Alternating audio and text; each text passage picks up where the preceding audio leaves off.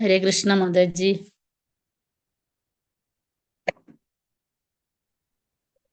हरे कृष्ण।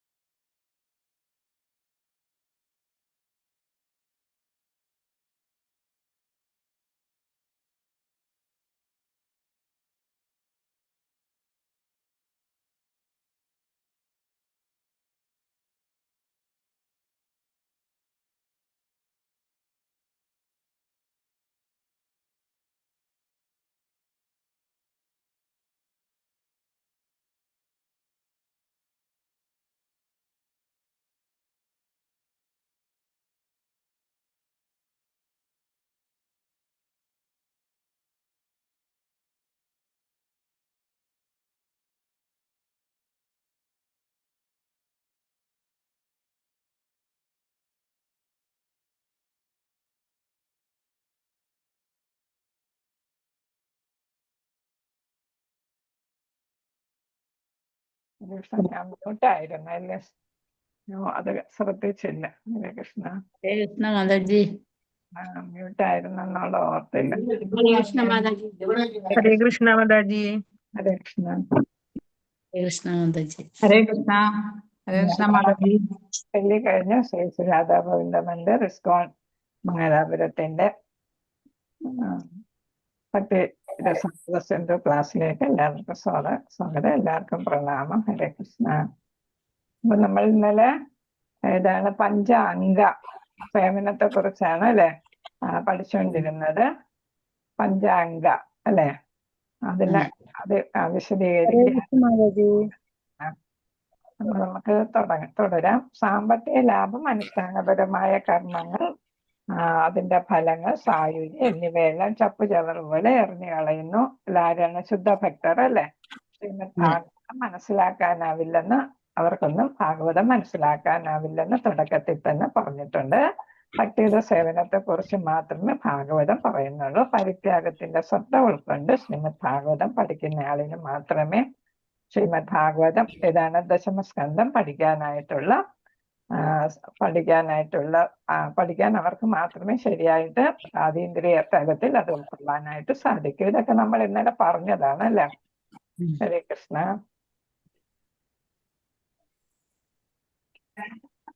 ഇതും പറഞ്ഞതാണ്. കൃഷ്ണനുമായി ബന്ധപ്പെട്ട കാര്യങ്ങൾ ആസ്വദിക്കുന്നതിന് എന്താ വേണം? അതീന്ദ്രിയ സ്വഭാവം അല്ലെ, സ്വഭാവം ഉണ്ടെങ്കിൽ എന്ത് ചെയ്യാൻ സാധിക്കുമോ? ഭഗവാന്റെ ലീലകളെല്ലാം അതേപടി ഉൾക്കൊള്ളാനായിട്ട് സാധിക്കൂ. എന്റെ കണ്ണിനീര് കൊണ്ട് അഭിഷേകം ചെയ്യപ്പെട്ട ഭഗവത് സ്വരൂപം കണ്ടതിന് ശേഷം എനിക്ക് എന്തുണ്ടാകുന്ന വിറയലുണ്ടായി, ഭൗതിക കർമ്മങ്ങൾ ചെയ്യുന്നതിന് എനിക്ക് സാധിക്കുന്നില്ല, എനിക്ക് വീട്ടിൽ മൗനമായിട്ടിരിക്കാൻ സാധിക്കുന്നില്ല. ഇതെല്ലാം ഇന്നലെ പറഞ്ഞ കാര്യങ്ങളാണ്. ഹരേ കൃഷ്ണ. മഹാമന്ത്രം കേൾക്കുകയും ജപിക്കുകയും ഒരു പ്രസ്താവമുണ്ട്. ഭഗവത് കീർത്തനങ്ങൾ പാടുന്ന നാരദന്റെ കയ്യിലുള്ള വീണ കമ്പികളുടെ പ്രകമ്പനങ്ങൾ ആത്മാക്കൾക്ക് കേൾക്കാൻ കഴിയുമത്രേ. ഇതേ കമ്പനങ്ങൾ എന്റെ കർണപുടകങ്ങൾ കടന്നിരിക്കുന്നു. സദാ ഭഗവാന്റെ സാന്നിധ്യം അനുഭവിച്ചറിയുന്നു. ഭൗതിക സുഖത്തോടുള്ള എന്റെ ആസക്തി ക്രമേണ ഇല്ലാതാകും. അപ്പൊ ഇവിടെ ഭഗവാൻ എന്താണ്, നാരദ മഹർഷി എന്താ ചെയ്യുന്ന? എല്ലാ ലോകങ്ങളിലും 14 ലോകങ്ങളിലും അദ്ദേഹം സഞ്ചരിച്ച് ഭഗവാന്റെ കീർത്തികളാണ്, കീർത്തനങ്ങളിലൂടെ എന്ത് ചെയ്യുന്നത്? മറ്റുള്ളവർക്ക് പ്രചോദനം നൽകുന്നതിന് വേണ്ടിയിട്ട് ആലപിക്കുന്നത്. അപ്പൊ അത് എന്ത് ചെയ്യുന്നു എന്നാണ്? അത് വെറും ശബ്ദമല്ല. എന്റെ കർണപുടകങ്ങൾ, എന്റെ ചെവിയിൽ എനിക്ക് ശ്രമിക്കാൻ സാധിക്കുന്ന വെറും ശബ്ദമല്ല. പിന്നെന്താണത്? ഭഗവാന്റെ സാന്നിധ്യമാണ് നമുക്ക് അനുഭവിക്കാനായിട്ട് സഹായിക്കുന്നത്. ഭഗവാന്റെ സാന്നിധ്യം അനുഭവിക്കാൻ നമുക്ക് സാധിക്കുന്നു. നാരദ മുനിയുടെ വീണയുടെ നാദം എന്നാണ് പറയുന്നത്. വെറും ഒരു ശബ്ദമല്ല, ഭഗവാനെ തന്നെ, ഭഗവാന്റെ സാന്നിധ്യം നമുക്ക് അനുഭവവേദ്യമാക്കുന്നു. ഭൗതിക സുഖത്തോടുള്ള ആസക്തി അത് കാരണം കുറയ്ക്കാനും സാധിക്കുന്നു. ശ്രീലരൂപ ഗോസ്വാമി മധുരാമണ്ഡലത്തെ വർണ്ണിക്കുന്നു. ഇന്നലെ പറഞ്ഞതാണ് അല്ലെ. ഹരേ കൃഷ്ണ. വൃന്ദാവനവും മധുരയും തമ്മിലുള്ള വ്യത്യാസം എന്താണ്? രണ്ടിടത്തും നമുക്ക് ഭഗവാന്റെ സാന്നിധ്യം അറിയാൻ സാധിക്കും. വൃന്ദാവനത്തിൽ നമ്മൾ ഒരു പുണ്യകർമ്മം ചെയ്താൽ അതിന് 1000 മടങ്ങ് അതിന് ഫലം ഉണ്ടാകും. നമുക്ക് പോസിറ്റീവ് ആയിട്ടുള്ള ഫലം ഉണ്ടാകും. അതേസമയം നമ്മൾ അവിടെ ഒരു തിന്മ ചെയ്താല് അത്രയും തന്നെ പാപഫലങ്ങൾ അത് കിട്ടാനായിട്ടും ഇടയാക്കും എന്നാണ്. മധുരയും ഏറ്റവും ശ്രേഷ്ഠമായിട്ടുള്ള ധാമം എന്ന് പറയുന്നത് മധുര. അത് കഴിഞ്ഞിട്ട് വൃന്ദാവനം വരുന്നു. ഇതാണ് നമുക്ക് പറയേണ്ടത്. ഇതൊന്നും കഥയോ അതിശയോക്തിയോ അല്ല, ഇവയെല്ലാം വസ്തുതകളാണ്. അപ്പൊ നമുക്ക് എന്താണ്? വൃന്ദാവനത്തിൽ പോയി നമ്മൾ ഒരു കാര്യം ചെയ്താൽ പുണ്യഫലങ്ങൾ 1000 മടങ്ങ് കിട്ടുമെന്ന് പറയുന്നത് എന്തല്ല, വെറുതെ പറയുന്നതല്ല, അതെല്ലാം യാഥാർത്ഥ്യമാണ് എന്നാണ്. അത് എല്ലാവർക്കും അത് അനുഭവിച്ചറിയാനായിട്ട് സാധിക്കത്തില്ല. ശുദ്ധഭക്തർക്ക് മാത്രമേ അത് അനുഭവിച്ചറിയാനായിട്ട് സാധിക്കൂ. ഇപ്പൊ ശുദ്ധഭക്തരാണെങ്കിൽ ലീലകളാടിയ സ്ഥലത്ത് രാധാകൃഷ്ണ ലീലകൾ ഉള്ളതായിട്ട് അവർക്ക് കാണാനായിട്ട് സാധിക്കും. അതേസമയം നമുക്ക് സാധാരണക്കാർക്ക്, ശുദ്ധഭക്തിയിൽ എത്താത്തവർക്ക് അതൊന്നും കാണാനായിട്ട് സാധിക്കത്തില്ല എന്നാണ്. കൃഷ്ണാവബോധത്തിന്റെ നിത്യ സൗന്ദര്യത്തിലേക്ക് നമ്മുടെ ശ്രദ്ധ തിരിച്ചുവിടാൻ വേണ്ടി അവയെ യാഥാർത്ഥ്യമായി കണക്കാക്കണം. ചിലർക്ക് തോന്നുന്നത് ഒരു കെട്ടുകഥയാണ് എന്ന് തോന്നിയാലും അത് യഥാർത്ഥത്തിൽ സംഭവിച്ചാണെന്ന് നമ്മൾ കരുതിയാലേ നമുക്ക് എന്ത് ചെയ്യാൻ സാധിക്കും? കൃഷ്ണാവബോധത്തിലേക്ക് നമ്മുടെ മനസ്സിനെ തിരിച്ചുവിടാനായിട്ട് സാധിക്കും. അല്ലെങ്കിൽ നമ്മൾ ഭൗതികതയിൽ മുഴുകി കിടക്കാനായിട്ടിടയാകും. അപ്പൊ വിശ്വസിച്ചാലും വിശ്വസിച്ചില്ലെങ്കിലും വിശ്വസിക്കണം എന്നാണ്. അപ്പൊ അത് യാഥാർത്ഥ്യമാണോ എന്നുള്ള സംശയം തോന്നിയാൽ ആ സംശയം മാറ്റി നമ്മൾ എന്ത് ചെയ്യണം? അത് യാഥാർത്ഥ്യമാണെന്ന് നമ്മൾ വിചാരിക്കണം. എന്നാലേ നമുക്ക് എന്ത് ചെയ്യാൻ സാധിക്കൂ? ഭക്തിയിലോട്ട് ഉയരാനായിട്ട് സാധിക്കൂ എന്നാണ് പറയുക. ഹരേ കൃഷ്ണ. അതേസമയം കൃഷ്ണാവബോധവുമായിട്ട് സമ്പർക്കമുള്ള ഒരാളിന് ഈ വിവരിച്ച അനുഭവങ്ങളൊന്നും അസാധാരണമായിട്ട് തോന്നത്തില്ല. അവർക്കിതെല്ലാം യാഥാർത്ഥ്യമാണെന്ന് തോന്നുക. കാരണം എന്താണ്? ഭക്തിയിൽ ഉയർന്നവരാകും അല്ലെ. കൃഷ്ണാവബോധത്തിൽ വരുമ്പോൾ നമ്മൾ ഭക്തിയിൽ ഉയരുന്നുണ്ട്. അപ്പൊ ഉയർന്നു വരുമ്പോൾ നമുക്ക് എന്ത് തോന്നും? ഇതെല്ലാം ശരിയാണ്, സംഭവിച്ച കാര്യങ്ങളാണ് എന്ന് തോന്നും. അപ്പൊ അവർക്ക് എന്ത് ചെയ്യും? പരിപൂർണതയുടെ വിധാനത്തിൽ എത്താനായിട്ട് സാധിക്കും എന്നാണ്. എന്നാൽ പ്രാമാണികന്മാർ ആരും ഈ ബാധകരി ഇവിടെ പറയുന്നു, വർണ്ണാശ്രമ തത്വങ്ങൾ കർശനമായി പാലിക്കുന്നവർക്ക് ക്രമേണ ഭക്തിയുടെ സേവനം കൊണ്ട് നേടാവുന്ന പരിപൂർണതയുടെ വിധാനത്തിൽ എത്താൻ സാധിക്കുമെന്ന് ചില പണ്ഡിതന്മാർ വാദിക്കുന്നു. എന്നാൽ പ്രാമാണികന്മാർ ആരും ഈ വാദഗതി അംഗീകരിക്കുന്നില്ല. അപ്പൊ നമ്മൾ വെറും വർണ്ണാശ്രമ ധർമ്മങ്ങൾ പാലിച്ചാൽ പോരാ എന്നാണ് ഇവിടെ പറയുന്നത്. അതിനോടൊപ്പം ഏതും ചെയ്യണം, ഭക്തിയുത സേവനവും ചെയ്യണം. അപ്പോൾ ഏതാണ് വർണ്ണാശ്രമ ധർമ്മ പ്ലസ് ഭക്തിയുത സേവനം. അപ്പൊ വർണ്ണാശ്രമ ധർമ്മങ്ങൾ ഭഗവാൻ തന്നെ സൃഷ്ടിച്ചതാണ്. അപ്പൊ അതിൽ ഓരോന്നിലും നമ്മൾ ചെയ്യേണ്ട കടമകളും കർത്തവ്യങ്ങളും എല്ലാം ഭഗവാൻ അർപ്പിച്ചുകൊണ്ട് ചെയ്യണം. അത് നമ്മളെ പുണ്യത്തിലേക്ക് നയിക്കും. പക്ഷെ ഭക്തിയുത സേവനം കൂടെ ചെയ്താൽ മാത്രമേ നമുക്ക് ഭക്തിയിൽ ഉയരാനായിട്ട് സാധിക്കൂ, പൂർണ്ണത കൈവരിക്കാനായിട്ട് സാധിക്കൂ. എന്ന് വെച്ചാൽ പൂർണ്ണമായിട്ടും ശുദ്ധ ഭക്തിയിലെത്താനും അങ്ങനെ ധാമത്തിലെത്താനും ഒക്കെ സാധിക്കണമെങ്കിൽ വർണ്ണാശ്രമ ധർമ്മത്തോടൊപ്പം എന്തും ചെയ്യണം, ഭക്തിയുത സേവനവും ചെയ്യണം. അപ്പം ഏതിനാണ് കൂടുതൽ പ്രാധാന്യം? ഭക്തിയുത സേവനത്തിന്, അല്ലെ? എന്ന് വെച്ച് നമ്മുടെ ധർമ്മങ്ങൾ, കടമകളൊന്നും കളയരുത് എന്നാണ്. കർമ്മങ്ങൾ ചെയ്ത് ഭക്തിയുത സേവനം കൂടെ ചെയ്യണം. അപ്പൊ നമ്മൾ നിറവേറ്റേണ്ട എല്ലാ കർമ്മങ്ങളും ചെയ്യുക, ഭഗവാൻ അർപ്പിച്ച് ചെയ്യുക. അതിനോടൊപ്പം ഭക്തിയുത സേവനവും ശ്രവണം കീർത്തനം അല്ലെ എല്ലാം ചെയ്യുക. സ്മരണം, പാദസേവനം, പിന്നെ ഏതാ വന്ദനം, ദാസ്യം അല്ലെ, പിന്നെ ഏതുണ്ട്, ആരാധന, സഖ്യം, ആത്മനിവേദന അല്ലെ. അങ്ങനെ 9 കാര്യങ്ങളും ചെയ്യണം. അതിൽ ഏതെങ്കിലും ഒന്ന് നന്നായിട്ട് ചെയ്താലും മതി. 9 ചെയ്തില്ലെങ്കിൽ ഒന്നെങ്കിലും ചെയ്യുക എന്നുള്ളതാണ്. അതേസമയം നമ്മുടെ കർത്തവ്യങ്ങളും ചെയ്യുക. ഹരേ കൃഷ്ണ. ശ്രീമദ് ഭാഗവതം 11-ാം അധ്യായത്തിൽ ഭഗവാൻ പറയുന്നു, സ്വാത്മ പ്രചോദിതമായി എന്റെ ലീലാവിലാസങ്ങളെയും പ്രവർത്തനങ്ങളെയും കുറിച്ച് കേൾക്കാനുള്ള അത്യാസക്തി ഉണ്ടാകുന്നത് വരെ വർണ്ണാശ്രമ ധർമ്മങ്ങൾ പാലിക്കുന്നത് കൊള്ളാം. അപ്പൊ നമ്മൾ പഠിച്ചിട്ടുണ്ട്, നമ്മൾ എന്താണ് ആദ്യം നമ്മൾ ഏത് ചെയ്യാം?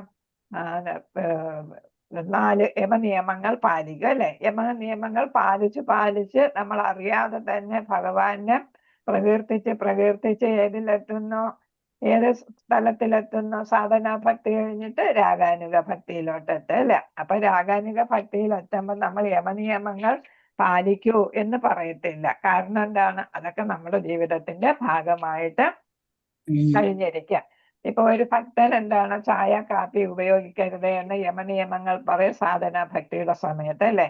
അപ്പൊ അദ്ദേഹം രാഗാനുക ഭക്തിയിലെത്തുമ്പോ പിന്നെ അദ്ദേഹത്തിന്റെ ഒരു ചായ കാപ്പി ഒന്നും കുടിക്കരുത് എന്ന് പറയണ്ട.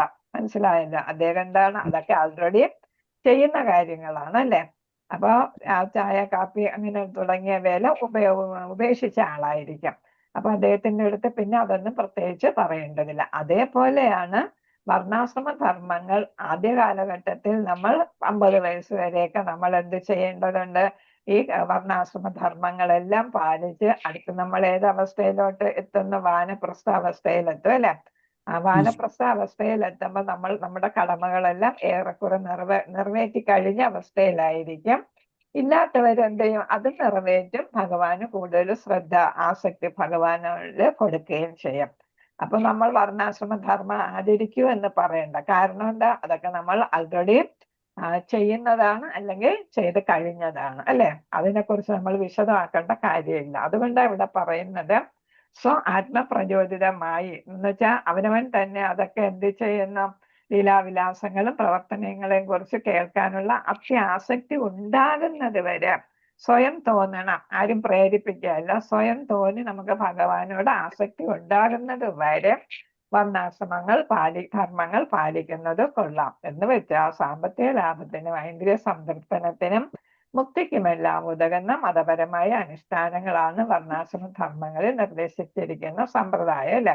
അപ്പൊ അതെല്ലാം നമ്മൾ അനുഷ്ഠിക്കുന്നു. അത് കഴിഞ്ഞ് ശുദ്ധ ഭക്തി വരുമ്പോ നമ്മൾ എന്താണ്, നമുക്ക് നമ്മുടെ അനുഷ്ഠാനങ്ങളൊക്കെ ഉപേക്ഷിച്ചിട്ട് നമുക്ക് എന്ത് ചെയ്യാം? ഭഗവാന്റെ ഭക്തി സേവനത്തില് നാമത്തിലെ ഈ നവയുഗ സേവനത്തില് പൂർണ്ണമായിട്ട് നമുക്ക് മുഴുകാനായിട്ട് സാധിക്കും എന്നാണ് ഭഗവാൻ തന്നെ പറയുന്നു. അതിന് നമുക്ക് സാധിക്കും. അതുകൊണ്ട് ആദ്യഘട്ടത്തില് വർണ്ണാശ്രമ ധർമ്മം വേണം. അത് കഴിയുമ്പോൾ നമ്മൾ എന്ത് ചെയ്യും? ക്രമേണ ഭഗവാനോട് ആസക്തി ഉണ്ടാകും. കൃഷ്ണാവബോധം വളർത്തിയെടുത്തിട്ടില്ലാത്ത ആളുകൾക്ക് ഇതൊക്കെ കൊള്ളാം. വാസ്തവത്തിൽ മതഗ്രന്ഥങ്ങൾ നിർദ്ദേശിക്കുന്ന ഇത്തരം പ്രവർത്തനങ്ങളെല്ലാം കൃഷ്ണാവബോധത്തിലേക്ക് അടുപ്പിക്കാനുള്ളതാണ്. ഹരികൃഷ്ണ ഭഗവാൻ തന്നെ പറയുന്നതാണ് അല്ലെ, വർണ്ണാശ്രമ ധർമ്മം മയാ സൃഷ്ടം എന്ന് പറയുന്നുണ്ടല്ലോ ഭഗവത്ഗീതയില്. അപ്പൊ എന്താണ്? അതുകൊണ്ട് നമ്മളെല്ലാം അത് പാലിക്കണം. അപ്പൊ നമുക്ക് എന്തിലോട്ട് ചായ്വ് വരും? കൃഷ്ണാവബോധത്തിലോട്ട് ചായ്വ് വരും. ഭഗവാന്റെ കാര്യങ്ങൾ മനസ്സിലാക്കിയാണ് നമ്മൾ യഥാർത്ഥത്തിൽ വർണ്ണാശ്രമ ധർമ്മങ്ങൾ പാലിക്കുന്നത്, അതുകൊണ്ടെല്ലാം ഭഗവാൻ അർപ്പിച്ച് ചെയ്യുന്നത്, കർമ്മങ്ങൾ നിറവേറ്റുന്നത്. അതുകൊണ്ട് നമ്മൾ അറിയാതെ തന്നെ കൃഷ്ണാവബോധത്തിലേക്ക് വരും എന്നാണ്. അതല്ല കൃഷ്ണാവബോധത്തിലേക്ക് അടുപ്പിക്കാനുള്ള മാർഗങ്ങളാണ്. എന്നാൽ പരാപേക്ഷ കൂടാതെ തന്നെ കൃഷ്ണപ്രേമം വികസിച്ചിട്ടുള്ള ആൾക്ക് മതഗ്രന്ഥങ്ങളിൽ പറയുന്ന ധർമ്മങ്ങൾ അനുഷ്ഠിക്കേണ്ടതില്ല. നമ്മൾ പറഞ്ഞല്ലോ, വളയത്തിൽ കൂടെ ചാടി വളയമില്ലാതെ ചാടാൻ നമ്മൾ പഠിക്കുന്നത് പോലെ തന്നെ വർണ്ണാശ്രമ ധർമ്മം എന്ന് പറയുന്ന ഒരു വളയമാണ് അല്ലെ. ആ വളയത്തിലൂടെ നമ്മൾ എന്ത് ചെയ്യുന്നു? കൃഷ്ണാവബോധത്തില് അത് ചെയ്ത് ചെയ്ത് ചെയ്ത് കൃഷ്ണാവബോധത്തിൽ എത്തിക്കഴിയുമ്പോ പിന്നെന്താണ്, നമ്മുടെ അടുത്ത് ആരും അത് പറയേണ്ടി വരത്തില്ല. നമ്മളെല്ലാം അറിഞ്ഞ് ചെയ്യുന്നു. അപ്പൊ നമുക്ക് നമ്മുടെ കടമകളെല്ലാം നിറവേറ്റുന്നു. അതേസമയം നമ്മൾ ഏതിലോട്ട് വരികയും ചെയ്യുന്നു? കൃഷ്ണാവബോധത്തിലോട്ട് വന്ന് ശുദ്ധ ഭക്തരായിട്ട് മാറുകയും ചെയ്യുന്നു. ഹരേ കൃഷ്ണ ഹരേ കൃഷ്ണ കൃഷ്ണ കൃഷ്ണ ഹരേ ഹരേ, ഹരേ രാമ രാമ രാമ ഹരേ ഹരേ. ഹരേ കൃഷ്ണ കൃഷ്ണ കൃഷ്ണ ഹരേ ഹരേ, ഹരേ രാമ രാമ രാമ ഹരേ ഹരേ. ഹരേ കൃഷ്ണ കൃഷ്ണ കൃഷ്ണ ഹരേ ഹരേ, ഹരേ രാമ രാമ രാമ ഹരേ ഹരേ. ഹരേ കൃഷ്ണ.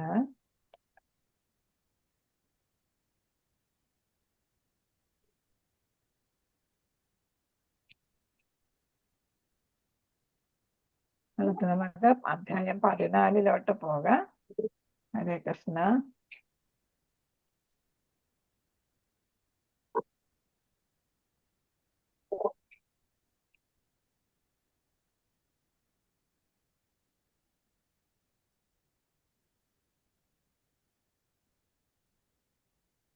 കാണാമോ? ഹരേ കൃഷ്ണ.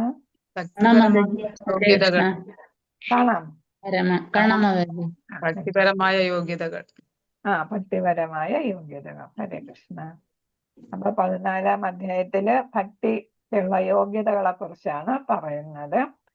അപ്പൊ ഇത് നമ്മളിതുപോലെ അത് പാലിക്കേണ്ട കാര്യങ്ങളാണ് ഇതിൽ പറയുന്നത്. ആർക്ക് ഇതൊക്കെ സാധിക്കും? എങ്ങനെയുള്ളവർക്ക് സാധിക്കും ഭക്തി ചെയ്യാനായിട്ട്? എങ്ങനെ ആ തലത്തിലോട്ട് എത്താം എന്നെല്ലാം ഭഗവാൻ തന്നെ ഭഗവത്ഗീതയിലും ഭാഗവതത്തിലും വ്യാസമഹർഷിയും പറയുന്ന കാര്യങ്ങളാണ്. ഇവിടെ ഭഗവത്ഗീതയിൽ ഭഗവാൻ പറയുന്നു, ഭക്തിയുത സേവനത്തിലൂടെ മാത്രമേ എന്നെ മനസ്സിലാക്കാൻ സാധിക്കൂ. ഗീതയുടെ തുടക്കത്തിൽ അർജുനനോട് പറഞ്ഞു, എന്റെ ഭക്തനായതുകൊണ്ട് ഈ രഹസ്യങ്ങൾ പറഞ്ഞു തരാം അല്ലെ. അപ്പൊ പറഞ്ഞു, നിനക്ക് എന്നോട് അസൂയയില്ല, പിന്നെ എന്താണ്, നീ എന്റെ സുഹൃത്താണ് അല്ലെ. അപ്പൊ സുഹൃത്താണ്, അസൂയയില്ല, നീ എന്റെ ഭക്തനാണ്. ഇപ്പൊ ശിഷ്യത്വം സ്വീകരിച്ചു അല്ലെ. 2-ാമത്തെ അധ്യായത്തിൽ ഭഗവത്ഗീതയെ നമ്മൾ പഠിച്ചതാണ് അല്ലെ. അപ്പൊ എന്താണ്, എന്റെ കാർപ്പണ്യ ദോഷോപക സ്വഭാവ എന്ന് പറയുന്നുണ്ട് അർജുനൻ അല്ലെ. അപ്പൊ എന്നെ ശിഷ്യനായിട്ട് സ്വീകരിക്കണമെന്ന് പറയുന്നുണ്ട്. അപ്പൊ ശിഷ്യത്വം സ്വീകരിച്ചു. അങ്ങനെ ഭഗവാന്റെ ഭക്തനായിട്ട്, ഭഗവാന്റെ ഗുരുവായിട്ട് സ്വീകരിച്ചു, ഭഗവാന്റെ ഭക്തനായിട്ട് മാറുന്നു. അപ്പൊ പറയുന്നു, നീ സുഹൃത്താണ്, നിനക്ക് അസൂയയില്ല, അതുകൊണ്ട് ഞാൻ ഇതിന് രഹസ്യങ്ങൾ പറഞ്ഞു തരാം, ഭഗവത്ഗീത രഹസ്യങ്ങൾ പറഞ്ഞു തരാം. എന്ന് വെച്ചാൽ എന്താണ്, മനസ്സ് ചഞ്ചലമായിട്ടിരിക്കുകയാണ് അല്ലെ. അതൊക്കെ മാറുന്നതിന് വേണ്ടി യഥാർത്ഥത്തിൽ ജ്ഞാനം ഉപദേശിച്ചു കൊടുക്കുന്നു. വൈദിക ജ്ഞാനം എന്നാൽ ഭഗവാനെ അറിയുക എന്നതാണ്. അപ്പൊ വേദിക് നോളജ് എന്ന് പറയുന്ന ഏതാണ്? ഭഗവാനെ അറിയേണ്ടതായിട്ടാണ്. ഭഗവത് സാക്ഷാത്കാരത്തിനാണ് ഈ 4 വേദങ്ങളും ഉദ്ദേശിച്ചിട്ടുള്ളത്. അദ്ദേഹത്തിന്റെ രാജ്യത്ത് പ്രവേശിക്കാനുള്ള മാർഗം ഭക്തിയുത സേവനം മാത്രമാണ് എന്ന് ആധികാരിക മതഗ്രന്ഥങ്ങളെല്ലാം ഈ കാര്യം ഉറപ്പിച്ചു പറയുന്നുമുണ്ട്. അപ്പൊ ഭഗവത് ഏത് യോഗ ഉണ്ടെങ്കിലും അവസാനം നമ്മൾ ഏതിലെത്തണം? ഭക്തി യോഗയിലെത്തണം. ഭക്തി യോഗയിലെത്തി ഭക്തിയുടെ സേവനം ചെയ്താൽ മാത്രമേ ഏത് സാധിക്കൂ? ഭഗവാനെ പ്രാപിക്കാനായിട്ട് സാധിക്കൂ. താത്വിക ഗവേഷണത്തിൽ മറ്റുള്ളവർ പരാജയപ്പെടുത്താനുള്ള ശ്രമത്തിൽ അവർക്ക് ഭക്തിയുടെ ഹർഷോന്മാദം വളർത്താൻ കഴിയാതെ പോകുന്നു. ഹരേ കൃഷ്ണ. അപ്പൊ എന്താണ് താത്വിക ഗവേഷണം എന്ന് പറയുമ്പോൾ ജ്ഞാനമാർഗം അല്ലെ, ജ്ഞാനയോഗം. ജ്ഞാനയോഗം എന്ന് പറയുമ്പോൾ നമ്മൾ എന്താണ്, ഭഗവാനെ അറിയാനായിട്ട് വേദഗ്രന്ഥങ്ങളും മറ്റ് സാഹിത്യ ഗ്രന്ഥങ്ങളും എല്ലാം പഠിക്കുകയും അതിലൂടെ ഭഗവാൻ അറിയാൻ ശ്രമിക്കുകയും ഒക്കെ ചെയ്യും. അങ്ങനെ ചെയ്ത് വരുമ്പോൾ അവരുടെ ജീവിതം അങ്ങ് തീരും. അപ്പൊ എന്താ അറിയാനായിട്ട് അവർക്ക് സാധിക്കത്തില്ല? ഭക്തി അവർക്ക് മനസ്സിലാക്കാം, ഭക്തി ഉൾക്കൊള്ളാനായിട്ട് അവർക്ക് സാധിക്കാതെ വരുന്നു. അപ്പോ ഭക്തിയുടെ ഹർഷ ഉന്മാദം എന്ന് വെച്ചാൽ അങ്ങേയറ്റത്തെ ആനന്ദം അനുഭവിക്കാൻ കഴിയാതെ അവർക്ക് പോകുന്നു. ഭക്തിയോഗ വളർത്തിയെടുക്കാൻ സാധിക്കാതെ വരും ജ്ഞാനയോഗികൾക്ക്. അപ്പൊ അവർ താത്വികമായിട്ടുള്ള എന്താണ് ജ്ഞാനമാണ് അവർ സമ്പാദിക്കുന്നത്. അപ്പൊ ഇവിടെ ജ്ഞാനയോഗം പോരാ എന്നാണ് പറയുന്നത്. ഭഗവാനെ അറിയുന്നതിന് ജ്ഞാനയോഗം മതിയാകുന്നില്ല എന്നാണ് ഇവിടെ പറഞ്ഞു വരുന്നത്. ഹരേ കൃഷ്ണ. അടുത്തതിൽ ഇതുപോലെ തന്നെ പറയുന്നുണ്ട്. കൃഷ്ണൻ ഉദ്ധവരോട് ഭാഗവതം 11 പറയുന്നു, ഗൗരവമായി എടുക്കുന്നവർക്ക് എന്റെ സേവനം ഉദ്ധവരെ ദാർശനിക അഭ്യൂഹങ്ങൾ കൃത്രിമമായ ത്യാഗവും ഒരു തരത്തിലും ഗുണം ചെയ്യില്ല. എന്റെ ഭക്തനായി തീരുന്നതോടെ ഭൗതിക സുഖങ്ങളുടെ ത്യാഗം കൊണ്ടുണ്ടാകുന്ന ഫലം താനെ കൈവന്നുകൊള്ളും. പരമസത്യം എന്തെന്നറിയാൻ വേണ്ട ജ്ഞാനവും അതോടെ സംജാതമാകും. ഉദ്ധവരോട് 11-ാം അധ്യായം മുഴുവൻ ഉദ്ധവരോട് പറയുന്ന കാര്യങ്ങളാണ് അല്ലെ. തത്വങ്ങൾ മുഴുവൻ പഠിപ്പിച്ചു കൊടുക്കുക ഉദ്ധവർക്ക്. ബദരിക ആശ്രമത്തിൽ പോയി ഇതെല്ലാം ഋഷിമാർക്ക് ഉപദേശിച്ചു പകർന്നു കൊടുക്കുന്നതിന് വേണ്ടിയിട്ട്. അപ്പൊ ഇവിടെ പറയുന്നു, അവിടെയും ഭക്തിയുത സേവനമാണ് ഇവിടെയും പറയുന്നത്. ഗൗരവമായി എടുക്കുന്നവർക്ക് ഏത് വേണ്ട, താത്വികമായിട്ടുള്ള അഭ്യൂഹങ്ങളൊന്നും വേണ്ട, ജ്ഞാനമാർഗമൊന്നും സ്വീകരിച്ച് പോകണ്ട.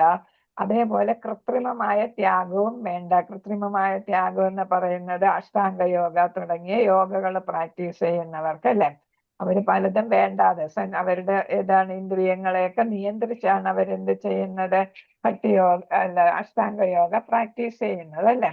അപ്പൊ അതിന്റെ ഒന്നും ആവശ്യമില്ല എന്നാണ് പറയുന്നത്. ഹരേ കൃഷ്ണ. അപ്പൊ അതിന്റെയും ആവശ്യമായിട്ട് ഉണ്ടായിരുന്നില്ല. അപ്പൊ ജ്ഞാനയോഗവും വേണ്ട, പിന്നെ തപയോഗവും വേണ്ട, അഷ്ടാംഗയോഗ തുടങ്ങിയ തപയോഗങ്ങളും വേണ്ട എന്നാണ്. അതൊന്നും ചെയ്യാതെ തന്നെ ഏത് ചെയ്താൽ മതി, ഭക്തിയോഗ ചെയ്യുന്നവർക്ക് ഈ രണ്ടെണ്ണത്തിന്റെയും ഗുണം അവർക്ക് കിട്ടും എന്നാണ് പറയുന്നത്. അവർ ഭക്തനായി തീരും ഭക്തിയോഗയിലൂടെ. അങ്ങനെ ഭൗതിക സുഖങ്ങളുടെ ത്യാഗം കൊണ്ടുണ്ടാകുന്ന ഫലം താനെ വന്നുകൊള്ളും. അപ്പൊ അഷ്ടാംഗ യോഗ ചെയ്യുന്നവരുടെയും ജ്ഞാനയോഗ പിന്തുടരുന്നവരുടെയും അവർക്ക് കിട്ടേണ്ട ഫലം മുഴുവൻ ആർക്ക് കിട്ടും? ഭക്തി യോഗ പിന്തുടരുന്നവർക്ക് കിട്ടാം. അപ്പൊ അതൊന്നും ചെയ്യാതെ തന്നെ, കാരണം എന്താ, അവരിൽ ഇതെല്ലാം ഉണ്ടായിരിക്കും എന്ന്, ഭഗവാനെ കുറിച്ചുള്ള ജ്ഞാനം ഉണ്ടായിരിക്കും. പിന്നെ ഇന്ദ്രിയങ്ങളെല്ലാം അവര് തനിയെ തന്നെ നിയന്ത്രിക്കുന്നതാണ്, നിയന്ത്രിക്കാൻ വേണ്ടി നിയന്ത്രിക്കുന്നതല്ല. ഇപ്പൊ നാവിന്റെ രുചി, ഭഗവാന് പ്രസാദം മാത്രമേ ഞാൻ കഴിക്കൂ എന്ന് വിചാരിക്കുകയാണെങ്കിൽ അവിടെ വേറൊരു ത്യാഗവും വേണ്ടി വരുന്നില്ല. നാവിന്റെ രുചിയെ നിയന്ത്രിക്കാനായിട്ട് സാധിക്കും, വയറിന്റെ ത്വര നിയന്ത്രിക്കാനായിട്ട് സാധിക്കും അല്ലേ. ഭഗവാനെ മാത്രം ചിന്തിച്ചിരിക്കുന്നവർക്ക് മറ്റു ഇന്ദ്രിയങ്ങളെയെല്ലാം, കർമ്മേന്ദ്രിയങ്ങളെയും ജ്ഞാനേന്ദ്രിയങ്ങളെയും ഇന്ദ്രിയ വിഷയങ്ങളെയൊക്കെ നിയന്ത്രിക്കാനായിട്ട് സാധിക്കും. അതുകൊണ്ടാണ് പറയുന്നത് ജ്ഞാനയോഗവും പിന്നെ ഇതടുത്തിന് കർമ്മയോഗയുടെ പറയും. കർമ്മയോഗയും അതേപോലെ തന്നെ തപയോഗയും ഒന്നും ആവശ്യമായിട്ട് വരത്തില്ല. ഭക്തിയോഗ പ്രാക്ടീസ് ചെയ്യുന്നവർക്ക് ഇതെല്ലാം തനിയെ വന്നുകൊള്ളും. ഭക്തിയോഗ സേവനത്തിന്റെ പരീക്ഷണം അതാണ്. ഭക്തൻ ഒരിക്കലും ഇരുട്ടിൽ തപ്പേണ്ടി വരില്ല, കാരണം അവന്റെ ഉള്ളിൽ ഭഗവാൻ തന്നെ പ്രകാശം പരത്തും. കാരണം എന്താണ്, ശ്രീകൃഷ്ണൻ പരമാത്മാ രൂപത്തിൽ നമ്മുടെ ഹൃദയത്തിൽ വസിക്കുന്നു അല്ലെ, ആത്മാവിനോടൊപ്പം വസിക്കുന്നു. അപ്പൊ അത് കാരണം പരമാത്മാവ് എന്ത് ചെയ്യുന്നു, നമുക്ക് വേണ്ട നിർദ്ദേശങ്ങൾ തന്നുകൊണ്ടേയിരിക്കും. അതുകൊണ്ടാണ് ഉള്ളിൽ പ്രകാശം പരത്തും എന്ന് പറയുന്നത്. അപ്പൊ പരമാത്മാവായിട്ടിരുന്ന് ഭഗവാൻ എന്ത് ചെയ്യുന്നു, നമുക്ക് വേണ്ട നിർദ്ദേശങ്ങൾ തരുന്നു. പ്രകാശം എന്ന് പറഞ്ഞ ജ്ഞാനം അല്ലെ, അറിവ് നൽകുന്നു. ജ്ഞാനം, നമുക്ക് വേണ്ട ജ്ഞാനം ഭഗവാൻ തന്നെ നമ്മുടെ ഉള്ളിലിരുന്നു കൊണ്ട് തന്നെ നൽകും. അതുകൊണ്ട് നമ്മൾ ജ്ഞാനമാർഗത്തിലും അതേപോലെ തന്നെ അഷ്ടയോഗ മാർഗയിലും ഒന്നും പോകണ്ട, ഭക്തിയോഗം മാത്രം പ്രാക്ടീസ് ചെയ്താൽ മതി. ഭഗവാന്റെ ഉപദേശം ഭാഗവതം 11 തന്നെ വീണ്ടും തുടരുന്നു. ഫലകാംക്ഷയോടെ ചെയ്യുന്ന കർമ്മങ്ങളിൽ നിന്നും തപോ അനുഷ്ഠാനങ്ങളിൽ നിന്നും ഉണ്ടാകുന്ന ലാഭവും ദാർശനിക വിജ്ഞാനത്തിന്റെ സംസ്കാരം, ത്യാഗം, യോഗ സാധനകൾ, ദാന ധർമ്മങ്ങൾ തുടങ്ങിയവയിൽ നിന്നുണ്ടാകുന്ന നേട്ടങ്ങളും എന്റെ ഭക്തന്മാർക്ക്, അതായത് സ്നേഹപൂർവ്വം എന്നെ സേവിക്കുന്നവർക്ക് സ്വയമേ വന്നു ചേരും. അപ്പൊ അഗാധമായിട്ട് ഭഗവാനെ സേവിക്കുന്നവർക്ക് ഏതിന്റെ എല്ലാം ഫലം കിട്ടും? കർമ്മകാന്ഡം അല്ലെ, കർമ്മകാന്ഡത്തിൽ കർമ്മങ്ങൾ അനുഷ്ഠിക്കുന്നത് അല്ലെ, അപ്പൊ ആ അനുഷ്ഠാനങ്ങൾ ചെയ്യുന്നതിന്റെ ഫലം എന്താണ്? അത് ചെയ്യാതെ തന്നെ ആർക്ക് കിട്ടും? ഭക്തിയോഗ ചെയ്യുന്നവർക്ക് കിട്ടാം. കാരണം എന്താ? അവിടെ ഉദ്ദേശിക്കുന്ന ഭഗവാനെ പ്രാപിക്കുക എന്നുള്ളതാണ് അല്ലെ. അപ്പം നിഷ്കാമം ഏതാണ്? ഫലം ഇച്ഛിക്കാതെ തന്നെ ഭഗവാന് വേണ്ടിയിട്ട് സേവ ചെയ്യുന്നവർക്ക് ഏതാ കർമ്മകാണ്ഡത്തിന്റെ ഫലം കിട്ടുന്നു. തപ അനുഷ്ഠാനങ്ങളുടെ, അതായത് യോഗകളുടെ, തപയോഗയുടെ ഫലം കിട്ടുന്നു. പിന്നെ ദാർശനിക വിജ്ഞാനത്തിന്റെ ജ്ഞാനയോഗയുടെ ഫലം കിട്ടുന്നു അല്ലെ. പിന്നെ നമ്മൾ ചെയ്യുന്ന സാധാരണ ഉള്ള മറ്റു യോഗ സാധനങ്ങൾ, ത്യാഗം, ദാനകർമ്മങ്ങൾ, കുറെ ഗുണങ്ങളുണ്ടല്ലോ. ഇതിന്റെ എല്ലാ ഗുണങ്ങൾ ആർക്കുണ്ട്? എല്ലാ ഗുണങ്ങളും ആരിൽ കാണാം? ശരിയായിട്ടുള്ള ഒരു ശുദ്ധ ഭക്തനിൽ കാണാം. ഭക്തിയോഗ ചെയ്യുന്ന ഒരാളിൽ കാണാം. അതുകൊണ്ട് നമ്മൾ മറ്റു യോഗകളൊന്നും ബുദ്ധിമുട്ടി പാലിക്കേണ്ടതില്ല. നമ്മൾ ഭക്തിയോഗ മാത്രം ചെയ്താൽ മതി എന്നാണ് ഉദ്ധവരോട് 11ാം സ്കന്ധത്തില് ഭഗവാൻ ഉപദേശിക്കുന്നത്. പക്ഷെ അവനിൽ നിന്ന് എനിക്ക് ഭക്തിവിധ സേവനം നടത്തുന്നതിൽ കവിഞ്ഞ് ഒന്നും വേണ്ട എന്നാണ്. വേറെ ഒന്നും ഞാൻ പ്രതീക്ഷിക്കുന്നില്ല. ജ്ഞാനവും അതേപോലെ കർമ്മകാണ്ഡവും ഒന്നും വേണ്ട. ഭക്തിവിധ സേവനം മാത്രം മതി. ഉപരിലോകങ്ങളിൽ ഉയർത്തപ്പെടുക എന്നതുപോലെയുള്ള ഭൗതിക ലാഭമോ അതല്ലെങ്കിൽ വൈകുണ്ഠ ലോകം പ്രാപിക്കുക എന്നതുപോലെയുള്ള ആത്മീയ ലാഭമോ ആഗ്രഹിക്കുന്ന ഭക്തനും എന്റെ അഹൈതുകമായ കാരുണ്യം വഴി എല്ലാ ആഗ്രഹങ്ങളും കൈവരും. അപ്പൊ ഭക്തിയോഗ പ്രാക്ടീസ് ചെയ്യുന്നവർക്ക് അതിൽ ചിലരും എന്തായിരിക്കും? ആർത്തൻ കാണും, അത്യാർത്ഥി കാണും അല്ലെ. പിന്നെ ജ്ഞാനിയുണ്ട്. പിന്നെ ഏതുണ്ട്? ജ്ഞാനിയും പിന്നെ ഒരാളാരാണ്? ആർത്തൻ, അത്യാർത്ഥി, ജ്ഞാനി, ജിജ്ഞാസു. ജിജ്ഞാസു. വിജ്ഞാനത്തിന് വേണ്ടി ചെന്ന് അല്ലെ. അപ്പൊ ജിജ്ഞാസു. അപ്പൊ ഇവരും ഏതിൽ പെടുന്ന? ഭഗവാന്റെ ഭക്തി അല്ലെ, ഭക്തന്മാരിൽ പെടുന്നവര് തന്നെയാണ്. അപ്പൊ അവർക്ക് ഭൗതികമായിട്ടുള്ള ലാഭം അവരിച്ഛിക്കുകയാണെങ്കിൽ അതും കിട്ടും. അല്ല, ആത്മീയമായിട്ടുള്ളതാണ് ഇച്ഛിക്കുന്നതെങ്കിൽ അതും കിട്ടും. അപ്പം ഭക്തിയോഗയിൽ എല്ലാ ഫലങ്ങളും കിട്ടും. ഭൗതികമായിട്ടുള്ള ഫലങ്ങളും കിട്ടും, ആത്മീയമായിട്ടുള്ള ഫലങ്ങളും കിട്ടും. എന്നാൽ ഒരു ശുദ്ധ ഭക്തൻ ഭൗതികമോ ആത്മീയമായിട്ടുള്ള ലാഭം ഇച്ഛിക്കത്തില്ല അല്ലെ. ഭക്തിയുടെ സേവനം മാത്രം മതി എന്നായിരിക്കും ശുദ്ധ ഭക്തന്മാർ ആഗ്രഹിക്കുക. ഈ രണ്ട് ലാഭവും അവർ ഇച്ഛിക്കത്തില്ല. അഹൈതുകം എന്ന് വെച്ചാൽ കലർപ്പില്ലാത്ത അല്ലെ, കാരുണ്യം എന്ന് വെച്ചാൽ മനസ്സലിഞ്ഞ് ഭഗവാൻ ഭക്തവത്സലനായതുകൊണ്ട് കലർപ്പില്ലാത്ത കാരുണ്യമായിരിക്കും നൽകുക. ആർക്കാ? പ്രഹ്ലാദന്റെ അടുത്തും മഹാരാജാവിനും അല്ലേ. പിന്നെ ആർക്കാണ്? സുദാമയ്ക്കും ഒക്കെ നൽകിയത്. ഒരുപാട് ഉദാഹരണങ്ങളുണ്ട് അല്ലെ. ഗജേന്ദ്രന്, എല്ലാവർക്കും. അപ്പൊ നമ്മൾ ഓരോ ഭഗവത് ഭക്തന്മാരെ കുറിച്ചാണ് ഏതിൽ പഠിക്കുക? ഭാഗവതത്തിൽ പഠിക്കുക അല്ലെ. അപ്പൊ അവർക്കെല്ലാം, പാണ്ഡവർക്കും എല്ലാം കിട്ടിയതെല്ലാം ഭഗവാന്റെ അഹൈതുകമായ കാരുണ്യമാണ്, കലർപ്പില്ലാത്ത കാരുണ്യം. അതുകൊണ്ട് അവർക്ക് ഭക്തിയിൽ വീഴാനായിട്ട് ഭഗവാന്റെ ധാമത്തിലെത്താൻ സാധിച്ചു അല്ലെ. സത്യത്തിൽ കൃഷ്ണാവബോധം വളർത്തിക്കൊണ്ടുവരുന്ന ഭക്തന് തുടർന്ന് ഭൗതിക സുഖാനുഭവങ്ങളോട് ആസക്തി നിലനിൽക്കുന്നുവെങ്കിൽ ഉത്തമനായ ഒരു ആധ്യാത്മിക ഗുരുവിന്റെ നിർദ്ദേശമനുസരിച്ച് ചിട്ടയായി ഭക്തിയുടെ സേവനം അനുഷ്ഠിച്ചാൽ ആ പ്രവണതയിൽ നിന്ന് അയാൾ താമസിയാതെ വിമുക്തനാകും. ഏതെങ്കിലും ഒരു ഭക്തന് കൃഷ്ണാവബോധമുണ്ട് എന്നിട്ടും ഭൗതിക കാര്യങ്ങളിൽ നിന്നും മോചനം നേടാൻ സാധിച്ചില്ല എങ്കിൽ അദ്ദേഹം ആരായിട്ട്? ഒരു കനിഷ്ഠ അധികാരിയെ പോലെ ഒരു ഉത്തമ അധികാരിയിൽ നിന്ന് എന്ത് നേടാൻ? നിർദ്ദേശങ്ങൾ നേടാം അല്ലെ. ആധ്യാത്മിക ഗുരു എന്ന് പറയുന്ന ആരാണ്? ഉത്തമ അധികാരിയാണ് അല്ലെ. അപ്പൊ ഒരു ഉത്തമ അധികാരിയിൽ നിന്ന് വേണ്ട നിർദ്ദേശങ്ങൾ നേടി കനിഷ്ഠാധികാരിക്കും മധ്യമാധികാരിയായിട്ടും പിന്നീട് ഉത്തമാധികാരിയായിട്ടും ഒക്കെ മാറാനായിട്ട് സാധിക്കും. അതാണ് ഭഗവത്ഗീതയിലെ തദ്വിധി പ്രണിപാതേന എന്ന് നമ്മൾ പറയുന്ന ശ്ലോകം അല്ലെ. അപ്പൊ 4:34 നമ്മൾ പറയുന്നതാണ്. യഥാർത്ഥ ഗുരു എന്ന് പറയുന്ന അദ്ദേഹം ആരാണ്? ജ്ഞാനിയാണ്. അദ്ദേഹത്തിന് വേണ്ട ഉപദേശങ്ങൾ നൽകാനായിട്ട് സാധിക്കും. അതുകൊണ്ട് അദ്ദേഹത്തെ സമീപിക്കുക, വിനയത്തോടെ ചോദിച്ച് മനസ്സിലാക്കുക. അത് തന്നെയാണ് ഉപദേശാമൃതത്തിൽ നമ്മൾ പഠിച്ചല്ലേ. യഥാർത്ഥ ഗുരുവിന് ലോകം മുഴുവൻ ശിഷ്യന്മാരെ സ്വീകരിക്കാനായിട്ട് സാധിക്കുമെന്ന് ഉപദേശാമൃതത്തിലും പറയുന്നുണ്ട്. അപ്പൊ അങ്ങനത്തെ ഗുരുക്കന്മാരെ സമീപിച്ച് ഭൗതിക ആസക്തി കുറച്ച് ഭഗവാനിലുള്ള ആസക്തി വർദ്ധിപ്പിക്കാനായിട്ട് സാധിക്കും. കൃഷ്ണാവബോധത്തിൽ വന്നിട്ടും ഭൗതികതയിൽ താല്പര്യം തോന്നുന്നവർക്ക് ഭൗതികമായ സുഖാനുഭൂതിക്ക് വേണ്ടിയുള്ള ആസക്തി ഒരിക്കലും അംഗീകരിക്കരുതെന്നും കൃഷ്ണനുമായി ബന്ധപ്പെട്ട എല്ലാ സുഖങ്ങളും കൈക്കൊള്ളണമെന്നുമാണ് ശ്രീലരൂപ ഗോസ്വാമിയുടെ നിർദ്ദേശം. അപ്പൊ അദ്ദേഹം പറയുന്ന എന്താണ്? ഭക്തിരസാമൃത സിന്ധുവിൽ അദ്ദേഹം രൂപ ഗോസ്വാമി പറയുന്നത് ഏതാണ് ഭൗതികമായിട്ടുള്ള അനുഭൂതികൾ, ഇന്ദ്രിയ ആസ്വാദനങ്ങളൊക്കെ നമ്മൾ എന്ത് ചെയ്യുക, അത് എന്താ വേണ്ടെന്ന് വെക്കുക, അല്ലെങ്കിൽ കുറച്ച് വേണ്ടെന്ന് വെക്കുക. കൃഷ്ണനുമായിട്ടുള്ള ആസക്തി കൂട്ടുക. കൃഷ്ണനുമായി ബന്ധപ്പെട്ട സുഖങ്ങൾ എന്ന് പറയുമ്പോൾ കൃഷ്ണന്റെ ആസക്തി ഉണ്ടായി ഭക്തിയുത സേവനം വഴി നമുക്ക് കിട്ടുന്ന സന്തോഷവും സമാധാനവും. അതാണ് രൂപഗോസ്വാമി പറയുന്നത്. ഉദാഹരണത്തിന് ഭക്ഷണം ആവശ്യമാണ്, എങ്ങനെ ചെയ്യണമെന്നാണ് പറയുന്നത്. നമുക്ക് ഭൗതികമായിട്ടുള്ള ഒരു ആഗ്രഹമായിരിക്കും രുചികരമായിട്ടുള്ള ഭക്ഷണങ്ങൾ കഴിക്കുക എന്നത്, അല്ലേ? അപ്പൊ നമ്മൾ എന്ത് ചെയ്യണം?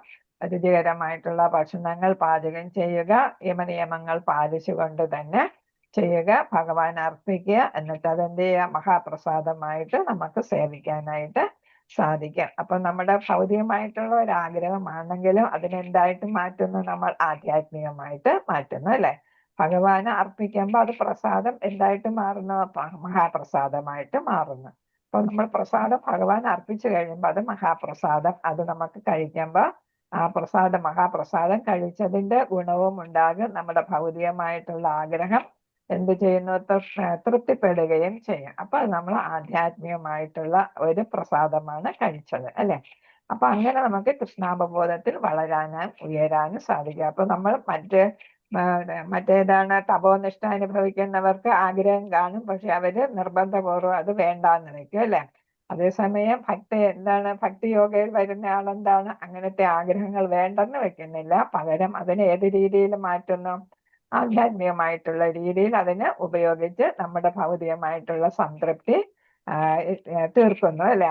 ആഗ്രഹം തീർക്കുന്നു, സംതൃപ്തി നേടുന്നു. അപ്പൊ അതാണ് നല്ലത്. നമുക്ക് അടച്ചു വെക്കുന്ന, നമ്മളൊന്ന് വേണ്ടെന്ന് പറഞ്ഞ് നിയന്ത്രിക്കുമ്പോൾ അത് കൂടുതൽ വേണമെന്ന് തോന്നും, അല്ലെ? അതിനേക്കാൾ നല്ലത് ഏതാണ്? നമ്മളത് ഭഗവാന് സമർപ്പിച്ച് ചെയ്യുന്ന രീതിയാണ് നല്ലത്. അത് നമുക്ക് ഫോളോ ചെയ്യാനായിട്ട് സാധിക്കും. മനസ്സിലാകുന്നുണ്ടോ? ഹരേ കൃഷ്ണ. ഹരേ കൃഷ്ണ, മനസ്സിലാകുന്നോ? മനസ്സിലാവുന്നുണ്ട്. ഹരേ കൃഷ്ണ. ഇല്ലെങ്കിൽ ചോദിച്ചോളൂ കേട്ടോ. ഈ രുചികരമായ ഭക്ഷണ സാധനങ്ങൾ കൃഷ്ണന് സമർപ്പിക്കുന്നതിന് മുമ്പ് ഭക്ഷിക്കരുത്. കൃഷ്ണന് സമർപ്പിക്കാത്തതൊക്കെ നിരാകരിക്കും എന്നുള്ള ഒരു വ്രതമാണ് പരിത്യാഗം. അപ്പൊ നമ്മളെല്ലാം ഭഗവാൻ അർപ്പിക്കുക. ഭഗവാൻ അർപ്പിക്കുമ്പോൾ ഭഗവാൻ അർപ്പിക്കാനുള്ളത് നമ്മൾ അർപ്പിക്കും, അല്ലെ?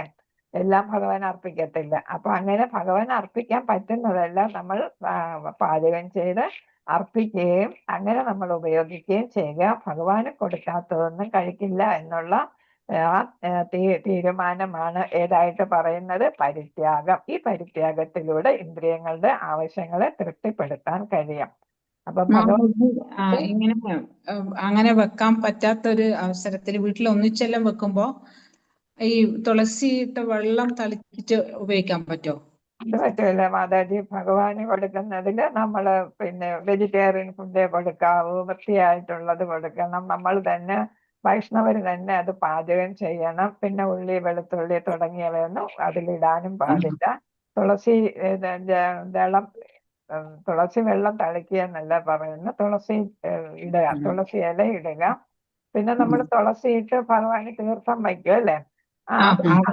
അത് തളിക്കാം. അത് തളിച്ചിട്ട് വെളുത്തുള്ളി ഒന്നും ഇട്ട് വച്ചാല് അത് കൊടുക്കാൻ പറ്റത്തില്ല. അത് ഭഗവാന് കൊടുക്കേണ്ട ഭക്ഷണം ഏതാണ്? യമനിയമങ്ങൾ പാലിച്ച് തന്നെ നമ്മൾ ഉണ്ടാക്കണം. തുളസി ജലം ഒഴിച്ചെന്ന് വെച്ചിട്ട് എന്തെങ്കിലും നമുക്ക് അശുദ്ധി ഉണ്ടായിട്ടുണ്ടെങ്കിൽ അത് ശുദ്ധിയാകും എന്നേ ഉള്ളൂ. അല്ലാതെ ഇത് അല്ലാത്ത ഭക്ഷണം വയ്ക്കാൻ പാടില്ല, പ്രസാദമായിട്ട് വയ്ക്കാൻ പാടില്ല. യമനിയമങ്ങൾ പാലിച്ച് തന്നെ പ്രസാദം ഉണ്ടാക്കണം. അത് വൃത്തിയോടെ തന്നെ നമ്മൾ ശുചിത്വം ഉണ്ടായിരിക്കണം. നമുക്ക് ശാരീരിക മാനസിക ശുചിത്വം ഉണ്ടായിരിക്കണം. അത് ഭക്തൻ തന്നെ ഉണ്ടാക്കണം എന്നാണ്. പുറത്തു നിന്ന് വാങ്ങിച്ചതൊന്നും ഭഗവാന് വെക്കത്തില്ല. നമ്മൾ ഉണ്ടാക്കുന്ന സാധനം നമ്മൾ വെക്കത്തുള്ളൂ. വാങ്ങിക്കുമ്പോൾ അതുണ്ടാക്കുന്നത് അഭക്തരായിരിക്കും, അവരുടെ മനോനില എന്താണെന്ന് അറിയത്തില്ല, അല്ലെ? മറ്റേ നമ്മള് ഭഗവാന് സങ്കല്പിച്ചാണ് നമ്മൾ ഫുഡ് ഉണ്ടാക്കുന്നത്, അല്ലെ? അപ്പൊ നമ്മളെ ഈ നോൺ വെജ് ഒന്നും വെക്കുന്ന അടുപ്പിലൊന്നും വെക്കാൻ പാടില്ലല്ലോ. അത് പ്രത്യേക അടുപ്പ് വെക്കുമ്പോ അത് വൃത്തിയായിട്ട് തന്നെ വെക്കണം. നമ്മൾ പാചകം ചെയ്യുന്നത് വൃത്തിയായിട്ട് തന്നെ പാചകം ചെയ്യണം. അപ്പൊ അല്ലെങ്കിൽ നോൺ വെജിന് പ്രത്യേകമായിട്ടുള്ള സ്ഥലം കണ്ടെത്തുക, എങ്ങനെയാന്ന് വെച്ചാല് ഹരേ കൃഷ്ണ. അപ്പൊ അതെ. അപ്പൊ ഇവിടെ ഇതാണ് ഇവിടെ പറയുന്നു ഇത് ഭഗവാന്റെ ഭക്തിയുത സേവനം ചെയ്യാനുള്ള അവസരം നഷ്ടമാക്കുന്നു. ഇത് തപോ അനിഷ്ടം ഭൗതികമായതെല്ലാം ഒഴിവാക്കാൻ ശ്രമിക്കുന്ന നിർവ്യക്തികവാദികൾ കഠിനമായ തപാനുഷ്ഠാനങ്ങൾ നടത്തിയേക്കാം. എന്നാൽ ഭഗവാന് ഭക്തിയുത സേവനം ചെയ്യാനുള്ള അവസരം അവ നഷ്ടമാകുന്നു. അതുകൊണ്ട് നഷ്ടമാകുന്നു. കാരണം എന്താണ്? ഇവിടെ ഒരു ഭക്തിയുത സേവനത്തിലാണ് നമ്മൾ ഇതെല്ലാം ഭഗവാൻ അർപ്പിക്കുന്നത് അല്ലെ? ഭക്തി കൊണ്ടാണ് അർപ്പിക്കുന്നത്. അത് ചെയ്യാനുള്ള എന്ന് വെച്ചാൽ അവർക്ക് ആഗ്രഹങ്ങളുണ്ട്. എന്നിട്ട് അവർ എന്താണ് നിർബന്ധപൂർവ്വം ആഗ്രഹങ്ങളെ അടിച്ചമർത്തുകയാണ് ചെയ്യുന്നത്. ഇവിടെ നമ്മൾ അടിച്ചമർത്തുന്നില്ല. പക്ഷെ ഭക്തിയുത സേവനം എന്ന രീതിക്ക് നമ്മൾ അതെന്താണ് ആഗ്രഹങ്ങൾ ഒരു പരിധിവരെ നമ്മൾ സഫലമാക്കുന്നു. അപ്പൊ അവിടെ എന്ത് വരുന്നില്ല? അടിച്ചമർത്തൽ വരുന്നില്ല. അതുകൊണ്ട് അവരുടെ പരിത്യാഗം സമ്പൂർണ്ണത നേടാൻ അപര്യാപ്തമായിത്തീരുന്നു. കാരണം എന്താണ്? അവർ പരിത്യജിക്കുന്നെങ്കിലും എന്താണ് അവർക്ക് ആസ്വാദനം, ഭക്തിയുത സേവനം എന്ന ആസ്വാദനം അവർക്ക് നടക്കുന്നില്ല. അതുകൊണ്ട് എന്തായിട്ട് മാറുന്നു? അവർക്ക് സമ്പൂർണ്ണത കൈവരിക്കാനായിട്ട് സാധിക്കത്തില്ല. അതുകൊണ്ടാ പറയുന്ന അവസാന ഘട്ടത്തില് ഇതാണ് അഷ്ടാംഗ യോഗ ചെയ്യുന്നവരും ധ്യാന ഘട്ടത്തിൽ എത്തുമ്പോഴെങ്കിലും എന്ത് വേണം? ഭക്തി മാർഗത്തില് ഭക്തി യോഗ പ്രാക്ടീസ് ചെയ്യണം എന്നാണ്. ഹരേ കൃഷ്ണ. ഭക്തിയുടെ സേവനവുമായി ഒരു ബന്ധമില്ലാത്ത ഇത്തരം കൃത്രിമ പരിത്യാഗം ശീലിച്ചതിന്റെ ഫലമായി പതനം സംഭവിച്ച വീണ്ടും ഭൗതികതയിലേക്ക് ആകർഷിക്കപ്പെട്ടു പോയ നിർവ്യക്തിഗതവാദികൾ ധാരാളമാണ്. കാരണം നമുക്കറിയാം, അടിച്ചമർത്തുമ്പോൾ നമുക്ക് ആഗ്രഹങ്ങൾ ഇങ്ങനെ പൊന്തി വരും അല്ലെ? നമ്മൾ മനഃപൂർവ്വം അടിച്ചമർത്തുന്നത്. അങ്ങനെ അടിച്ചമർത്താതിരിക്കുകയാണ് നമ്മൾ ചെയ്യേണ്ടത്. അപ്പൊ നമ്മൾ അത് വേറൊരു തരത്തില് ഭഗവാന് സമർപ്പിച്ചുകൊണ്ട് ആ ആഗ്രഹങ്ങള് വേറൊരു രീതിക്ക് എന്താണ് നടപ്പിലാക്കാനായിട്ട് ശ്രമിക്കുക. അങ്ങനെ നമുക്ക് ഭക്തിയുത സേവനം വഴി തന്നെ ആഗ്രഹങ്ങൾ പൂർത്തീകരിക്കാനായിട്ട് സാധിക്കും. അല്ലെങ്കിൽ എന്താണ്? നമ്മൾ ഭക്തിയിൽ നിന്ന് താഴോട്ട് വീണു പോകും. നിർവ്യക്തിഗതവാദികളെ പോലെ എന്ത് ചെയ്യുന്നു? ഭക്തി സേവനം ചെയ്യാതെ ഭക്തിയിൽ നമുക്ക് തകർച്ച സംഭവിക്കാനായിട്ട് ഇടയാകും. ഹരേ കൃഷ്ണ. പരിത്യാഗികളെന്ന് വിശേഷിപ്പിക്കുന്ന ഔദ്യോഗികമായി സന്യാസിമാരായിട്ടുള്ളവർ ഇക്കാലത്തുമുണ്ട്. ഭൗതിക അസ്തിത്വം മിഥ്യയാണെന്നും ആത്മീയ അസ്തിത്വമാണ് സത്യം എന്നവർ പുറമേക്ക് പറയും. ഇപ്പൊ മായാവാദികളും അവ്യക്തിഗതവാദികളും ഒക്കെ ഉണ്ട്. അവര് സന്യാസിയാണെന്ന് പുറമേ കാണിക്കും. പക്ഷെ അകമേ അവരെന്തല്ല? യഥാർത്ഥത്തില് പരിത്യാഗികളായിട്ട് മാറിയിട്ടില്ല, ഗോസ്വാമിമാരായിട്ട് മാറിയിട്ടില്ല. ഇന്ദ്രിയ നിയന്ത്രണം അവർക്ക് സാധിച്ചിട്ടുണ്ടാവില്ല അല്ലെ? പുറമെ സന്യാസ വേഷം കാണും, സംസാരത്തിലും കാണും. പക്ഷെ അകമേ അവരെന്താകുന്നില്ല? സന്യാസിയാകുന്നില്ല, പരിത്യാഗികളോ ഗോസ്വാമിമാരോ ആകുന്നില്ല. എന്നാലും ഭക്തിയുടെ സേവനത്തിൽ എത്തിച്ചേരാത്തത് കൊണ്ട് അവർക്ക് ഏത് നേടുന്നില്ല? അവർക്ക് എന്ത് നേടാനാകാതെ വരുന്നു? ഹരേ കൃഷ്ണ. ലക്ഷ്യം നേടാനാവില്ല. ലക്ഷ്യം നേടാനാകാതെ വരുന്നു എന്ന് വെച്ചാൽ എന്താ? ഭഗവാനെ പ്രാപിക്കാനായിട്ട് അവർക്ക് സാധിക്കത്തില്ല. എവിടെ സായുജ്യമുക്തിയോ ഒക്കെ അടയാന് അവർക്ക് മായാവാദികൾക്കും വ്യക്തിഗതവാദികൾക്കും ഒക്കെ സാധിക്കും. ഭഗവത്ധാമത്തിലെത്താനോ ഭഗവാനെ പ്രാപിക്കാനോ അവർക്ക് സാധിക്കത്തില്ല. ചിലര് ഭക്തിയിൽ നിന്ന് താഴോട്ട് പോവുകയും ചെയ്യും. ഭൂതദയാപരവും രാഷ്ട്രീയവുമായ ഭൗതിക പ്രവർത്തനങ്ങളിലേക്കും അവർ മടങ്ങുന്നു. ഭൂതദയാപരം എന്ന് വെച്ചാൽ ഹ്യൂമാനിറ്റേറിയൻ ആക്ടിവിറ്റീസ്, മനുഷ്യത്വപരമായിട്ടുള്ള പ്രവർത്തനങ്ങളില്ലേ?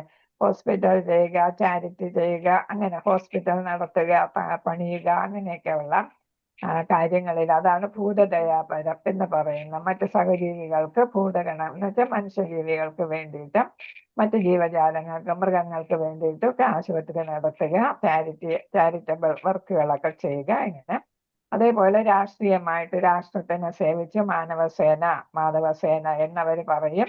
അപ്പൊ അത് ഒരിക്കലും മാധവസേവ ആകുന്നില്ല എന്നാണ് ഇവിടെ പറയുന്നത്. അപ്പൊ അവർ ഭൗതിക പ്രവർത്തനങ്ങളിലേക്ക് മടങ്ങുന്നു എന്ന് വെച്ചാൽ ആധ്യാത്മികതയിൽ അവർക്ക് ഉയരാനായിട്ട് സാധിച്ചില്ല, അവിടെ നിന്ന് താഴോട്ട് വീണു. ജഗത് മിഥ്യയാണെന്ന് പറഞ്ഞ് എല്ലാം ഇട്ടറിഞ്ഞ് സന്യാസം സ്വീകരിച്ച കാരണം അവർ ഒരിക്കലും ഭഗവാന്റെ പാദങ്ങളിൽ അഭയം തേടാതെ പലരും വീണ്ടും ഭൗതിക ലോകത്തേക്ക് മടങ്ങിയിട്ടുണ്ട്. എല്ലാവരും പറയുന്ന ജഗത് മിഥ്യ ആണെന്നാണ് അല്ലെ? ജഗത്ത് മിഥ്യയാണ് മായാവാദികൾ പറയുന്നത് അല്ലെ? പക്ഷെ എന്താണ്? ജഗത്ത് ഭഗവാന്റെ ക്രിയേഷൻ ആണല്ലേ?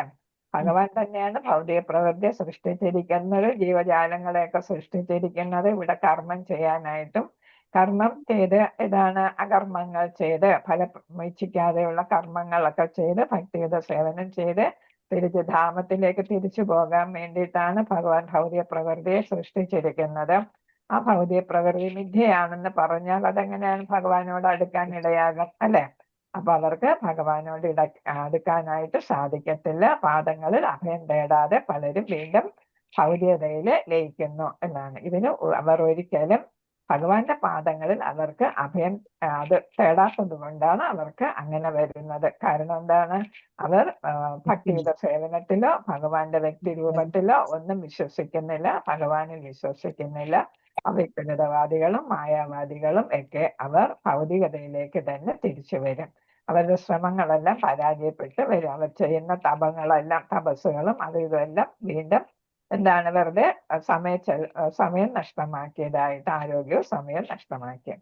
അപ്പൊ അവരുടെ ജീവിതത്തിന്റെ കൂടുതൽ ഭാഗവും അങ്ങനെ പോയി. പിന്നെ അവരെന്ത് ചെയ്യുന്നു? ഹ്യൂമാനിറ്റേറിയൻ അല്ലെ സർവീസസ് ഒക്കെ ചെയ്യുന്നു. അതും അവർക്ക് ഗുണകരമായിട്ട് വരുന്നില്ല. ഭഗവാനെ പ്രാപിക്കാൻ അവർക്ക് സാധിക്കത്തില്ല. ഭക്തിയുത സേവനത്തിൽ ആത്മീയ ആചാര്യൻ എങ്ങനെയാകണം, ഗുരു എങ്ങനെയായിരിക്കണം, ഇത് നമ്മൾ ഉപദേശാമൃതത്തിലൊക്കെ പഠിച്ചതാണ്. അതേപോലെ തന്നെ ഭഗവത്ഗീതയിലും പഠിച്ചിട്ടുണ്ട്. ധനസഞ്ചയം കൊണ്ട് അനുയായികളുടെ ആധിക്യത്താൽ ആത്മീയാചാര്യൻ ഒരിക്കലും അഹങ്കരിക്കരുത്. അത് ഉപദേശാമൃതത്തിൽ പറയുന്നതാണ്, അല്ലെ? പണം സമ്പാദിക്കാനായിട്ടും അല്ലെ, അത് പണം കിട്ടിയെന്ന് വെച്ചിട്ട് അഹങ്കാരം പാടില്ല. അതേപോലെ കൂടുതൽ ശിഷ്യന്മാരുണ്ടായി എന്ന് വെച്ചിട്ടും അഹങ്കാരം പാടില്ല എന്നാണ്. യഥാർത്ഥ ആചാര്യൻ ഒരിക്കലും അങ്ങനെ ചെയ്യില്ല. അവർക്ക് എന്താ വാചോവേഗം, ക്രോധവേഗം എന്നൊക്കെ നമ്മൾ പഠിച്ചു, അല്ലെ? അപ്പൊ അവർക്ക് പണത്തിലോ അതേപോലെ എത്രയെങ്കിലും ആചാര്യന്മാർ ഉണ്ടെങ്കിലും ആചാര്യന്മാരല്ല ശിഷ്യഗണങ്ങൾ ഉണ്ടെങ്കിലും അവർ അഹങ്കരിക്കത്തില്ല. അത് തന്നെയാണ് നമ്മൾ ശിക്ഷാഷ്ടകത്തിലും പറയുന്നത്, അല്ലെ? ന ധനം ന ജനം ന സുന്ദരിയും എന്ന് നമ്മൾ പറയുന്നുണ്ടല്ലേ. അപ്പൊ അതൊന്നും ആചാര്യന്റെ ക്വാളിഫിക്കേഷൻ ആയിട്ട് വരുന്നില്ല. ചിലപ്പോൾ ആരും അധികാരപ്പെടുത്താതെ സ്വന്തം ഉത്സാഹത്താൽ ആചാര്യനായി തീരുന്നവൻ ശിക്ഷ സംഖ്യയുടെ ആധിക്യത്തിലും അളവറ്റ ധനത്തിലും മതിമറന്നു പോയെന്ന് വരാം. അങ്ങനെയുള്ളവൻ ഒന്നാംകിട ആചാര്യനല്ല. അത്തരം കാര്യങ്ങളിൽ മതിമറന്നു പോയാൽ അയാളുടെ ഭക്തിയുത സേവനത്തിന് ഇളക്കം തട്ടും. അതിനാൽ ശിഷ്യ പരമ്പരയിലൂടെ തത്വങ്ങൾ അടിയുറച്ച് വിശ്വസിക്കണം. അപ്പൊ ഇവിടെ എന്താണ്? ഗുരു ഏത് വഴിയിൽ വന്ന ആളായിരിക്കണം? ഒരു ശിഷ്യ പരമ്പരയിൽ വന്ന ആളായിരിക്കണം, അല്ലെ? അപ്പൊ ബ്രഹ്മദേവൻ, ഭഗവാൻ ബ്രഹ്മദേവൻ, നാരദൻ, വ്യാസൻ, ശുഗമഹർഷി അങ്ങനെ താഴോട്ട് വന്ന് വേണം നമ്മുടെ ശ്രീല പ്രഭുപാദരിൽ എത്തുന്നു, അല്ലെ? എന്നിട്ട് അദ്ദേഹത്തിന്റെ ഉപദേശങ്ങളെ അദ്ദേഹം പറഞ്ഞത് എന്താണോ അത് നമ്മൾ അതേപോലെ പാലിക്കുന്നു. അതാണ് ഗുരുശിക്ഷ പരമ്പര. അതിൽ വന്ന ആൾ ഒരിക്കലും ധനത്തിൽ മോഹിക്കത്തില്ല. അതേപോലെ ശിഷ്യന്മാർ എത്രയുണ്ടെന്ന് അറിഞ്ഞാലും അതിലും മറിമറന്നു പോകത്തില്ല. അത്യാഹ്ലാദവും അതേപോലെ നമുക്ക് പാടില്ല എന്നാണ്, അല്ലെ? ഒരു സത്വഗുണത്തിലുള്ള ആളിന് ആഹ്ലാദം ഉണ്ടായിരിക്കത്തില്ല, സമഭാവനയായിരിക്കും, അല്ലെ? അദ്ദേഹം എന്നും ഒരുപോലെ തന്നെ എല്ലാ അവസ്ഥയിലും ഒരേപോലെ ചിന്തിക്കുന്ന ആളായിരിക്കും. അപ്പൊ ഇവിടെ ശിഷ്യന്മാർ കൂടിയാലോ ധനം കൂടിയാലോ കുന്നുകൂടിയാലോ ഒരു ആചാര്യൻ, ശരിയായിട്ടുള്ള ആചാര്യൻ, ഒരു പരമ്പരയിൽ വന്ന ആചാര്യൻ എന്ത് ചെയ്യുന്നില്ല? മനോമാറ്റം വരുന്നില്ല. അദ്ദേഹം എന്ന് യഥാർത്ഥ ഗുരുവായിട്ട് തന്നെ നിലകൊള്ളും. അദ്ദേഹത്തിന്റെ ഗുരുക്കന്മാരുടെ കാലടികൾ പിന്തുടരുന്നു. അതനുസരിച്ചായിരിക്കും ശിഷ്യന്മാരെയും പരിശീലിപ്പിക്കുക. അടുത്ത കൃഷ്ണാവബോധമുള്ള വ്യക്തിക്ക് സംഭവിക്കുന്നത് എന്താണ് എന്ന് വെച്ചാൽ, കൃഷ്ണാവബോധമുള്ള വ്യക്തി എപ്പോഴും എന്ത് ചെയ്യുന്നു? ഭഗവാനിലേക്ക് കൂടുതൽ അടുക്കുന്നു, അല്ലെ? അപ്പൊ കൃഷ്ണാവബോധമുള്ളയാൾ സ്വാഭാവികമായും പവിത്രീകരിക്കപ്പെടുന്നതിനാൽ ചിന്തയിലോ പ്രവൃത്തിയിലോ മറ്റൊരു തരത്തിലുള്ള പവിത്രീകരണ കർമ്മങ്ങൾ അയാൾക്ക് ആവശ്യമില്ല. കൃഷ്ണാവബോധത്തിലേക്ക് ഉയർത്തപ്പെട്ടിരിക്കുന്നതിനാൽ അയാൾ എല്ലാ സദ്ഗുണങ്ങളും നേടിക്കഴിഞ്ഞിട്ടുണ്ട്. യോഗമുറകൾക്ക് ആവശ്യമുള്ള എല്ലാ നിയമങ്ങളും ചട്ടങ്ങളും അയാൾ അനുസരിക്കുന്നുമുണ്ട്. ഇത്തരം നിയമങ്ങൾ മറ്റും ഭക്തൻ സ്വയം ശീലിച്ചിട്ടുമുണ്ട്. അപ്പൊ ഇവിടെ നമ്മൾ പറയുന്ന നമ്മൾ പറഞ്ഞ മുക്താത്മാവായിരുന്നു ശുകദേവ ഗോസ്വാമി എന്ന് ഭാഗവതത്തിൽ പറയുന്നുണ്ടല്ലേ. അദ്ദേഹം ജനിച്ചത് തന്നെ 16-ാമത്തെ വയസ്സിൽ. അത് തന്നെ ശ്രീകൃഷ്ണൻ ഉറപ്പ് കൊടുത്തു, നിനക്ക് നീ ലൗകികതയിൽ മുഴുകത്തില്ല എന്ന് ഉറപ്പ് കൊടുത്തിട്ടാണ് പുറത്തു വരാനായിട്ട് തന്നെ സമ്മതിച്ചത്. വന്നപ്പോഴേ അദ്ദേഹം എന്താണ് ഇറങ്ങി ഓടുകയായിരുന്നു എന്നാണ് പറഞ്ഞത്. 16 വയസ്സായ ആളായിട്ടാണ് ജനിക്കുന്നത് എന്ന്. അപ്പൊ എന്താണ് വീട്ടിൽ നിൽക്കാതെ തന്നെ എന്താണ് വ്യാസ മഹർഷിയുടെ കുടുംബത്തിൽ നിന്ന് ഓടുകയായിരുന്നു. വ്യാസദേവൻ പുറകെ ഓടി എന്താണ് പുത്ര പുത്ര എന്ന് വിളിച്ച് ഓടുകയായിരുന്നു. അപ്പൊ വൃക്ഷങ്ങളാണ് മറുപടി നൽകി ഏറ്റു ചൊല്ലിയത് അല്ലെ, അതിനെ പ്രതിധ്വനിച്ചത് എന്നൊക്കെ നമ്മൾ ഭാഗവതത്തിൽ പഠിക്കുന്നുണ്ട്. അപ്പൊ എന്താണ് അദ്ദേഹം ഒരു തരം പവിത്രീകരണ ചടങ്ങുകൾക്കും വിധേയമായില്ല. എന്ന് വെച്ചാൽ ഒരു ബ്രാഹ്മണ കുടുംബത്തിൽ ഒരാൾ ജനിച്ചാല് അദ്ദേഹത്തിന്റെ ആദ്യത്തെ ജന്മമാണ്. രണ്ടാമത്തെ ജനനം എന്ന് പറയുന്നത് ഏത് ചെയ്യുന്നത്? പൂണൂൽ കർമ്മം ചെയ്യുന്നതാണ്, ഉപനയനം ചെയ്യുന്നതാണ് അല്ലെ. ഉപനയനം ചെയ്താണ് അദ്ദേഹം ആരാകുന്നത്? യഥാർത്ഥത്തിലുള്ള ബ്രാഹ്മണൻ ആയിട്ട് മാറും, വിപ്രൻ ആയിട്ട് മാറുന്ന വിപ്രൻ എന്ന് പറയും. അപ്പം വേദാഭ്യസനത്തിന് യോഗ്യനായിട്ട് മാറുന്നത് പൂണൂൽ ധാരണ ചടങ്ങ് കഴിഞ്ഞതിന് ശേഷമാണ്. ദ്വിജൻ, രണ്ടാം ജന്മം, അദ്ദേഹത്തിന്റെ രണ്ടാമത്തെ ജന്മം എന്ന് പറയുന്ന അതാണ് ഇവിടെ പറയുന്ന പവിത്രീകരണ ചടങ്ങുകളെന്ന് പറയുന്നത്. പവിത്രീകരിക്കപ്പെട്ടിരിക്കുക എന്ന് പറയുന്ന അതാണ്. അപ്പൊ കൃഷ്ണാവബോധമുള്ള ആൾ സ്വാഭാവികമായും പവിത്രീകരിക്കപ്പെട്ടു. അയാൾക്ക് പിന്നെ എന്താണ് ഇതേപോലുള്ള ചടങ്ങുകളിലൂടെ ദ്വിജനൊന്നും ആകേണ്ട ആവശ്യമായിട്ട് വരുന്നില്ല. വേദാഭ്യസനത്തിന് വേണ്ടിയിട്ട് ചടങ്ങുകളിലൊന്നും പങ്കെടുക്കേണ്ടതായിട്ട് വരുന്നില്ല. അദ്ദേഹം ജന്മനാ തന്നെ അല്ലെങ്കിൽ കൃഷ്ണാവബോധത്തിൽ എത്തിക്കഴിഞ്ഞാൽ അദ്ദേഹം പവിത്രീകരിക്കപ്പെട്ടു കഴിഞ്ഞ ആളാണ് എന്നാണ് ഇവിടെ പറയുന്നത്. അപ്പൊ ഇതേപോലുള്ള ചടങ്ങുകൾക്കൊന്നും അദ്ദേഹം വിധേയനാകണ്ട.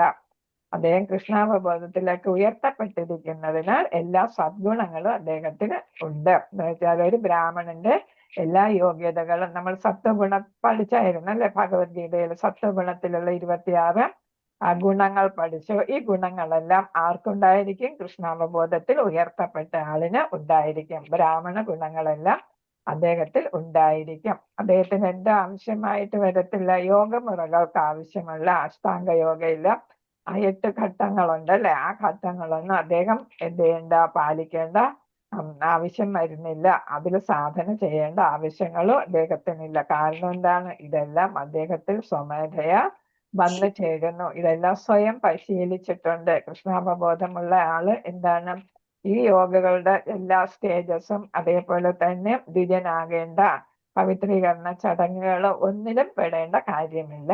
എല്ലാം അദ്ദേഹത്തിലുണ്ട്. കൃഷ്ണാവബോധത്തിലെത്തിയ ആളിന് ഈ ക്വാളിഫിക്കേഷൻസ് എല്ലാം അദ്ദേഹത്തിൽ സ്വമേധയ വന്നു ചേർന്നിട്ടുണ്ട് എന്നാണ് ഇവിടെ പറയുന്നത്. നല്ലൊരു യോഗ്യതയായി കണക്കാക്കപ്പെടുന്ന എന്താണ്? അടുത്തെന്താണ്? അഹിംസ. അഹിംസാവാദിയാണ്. അഹിംസ എന്ന ഒരു മോശമായ അല്ലെ.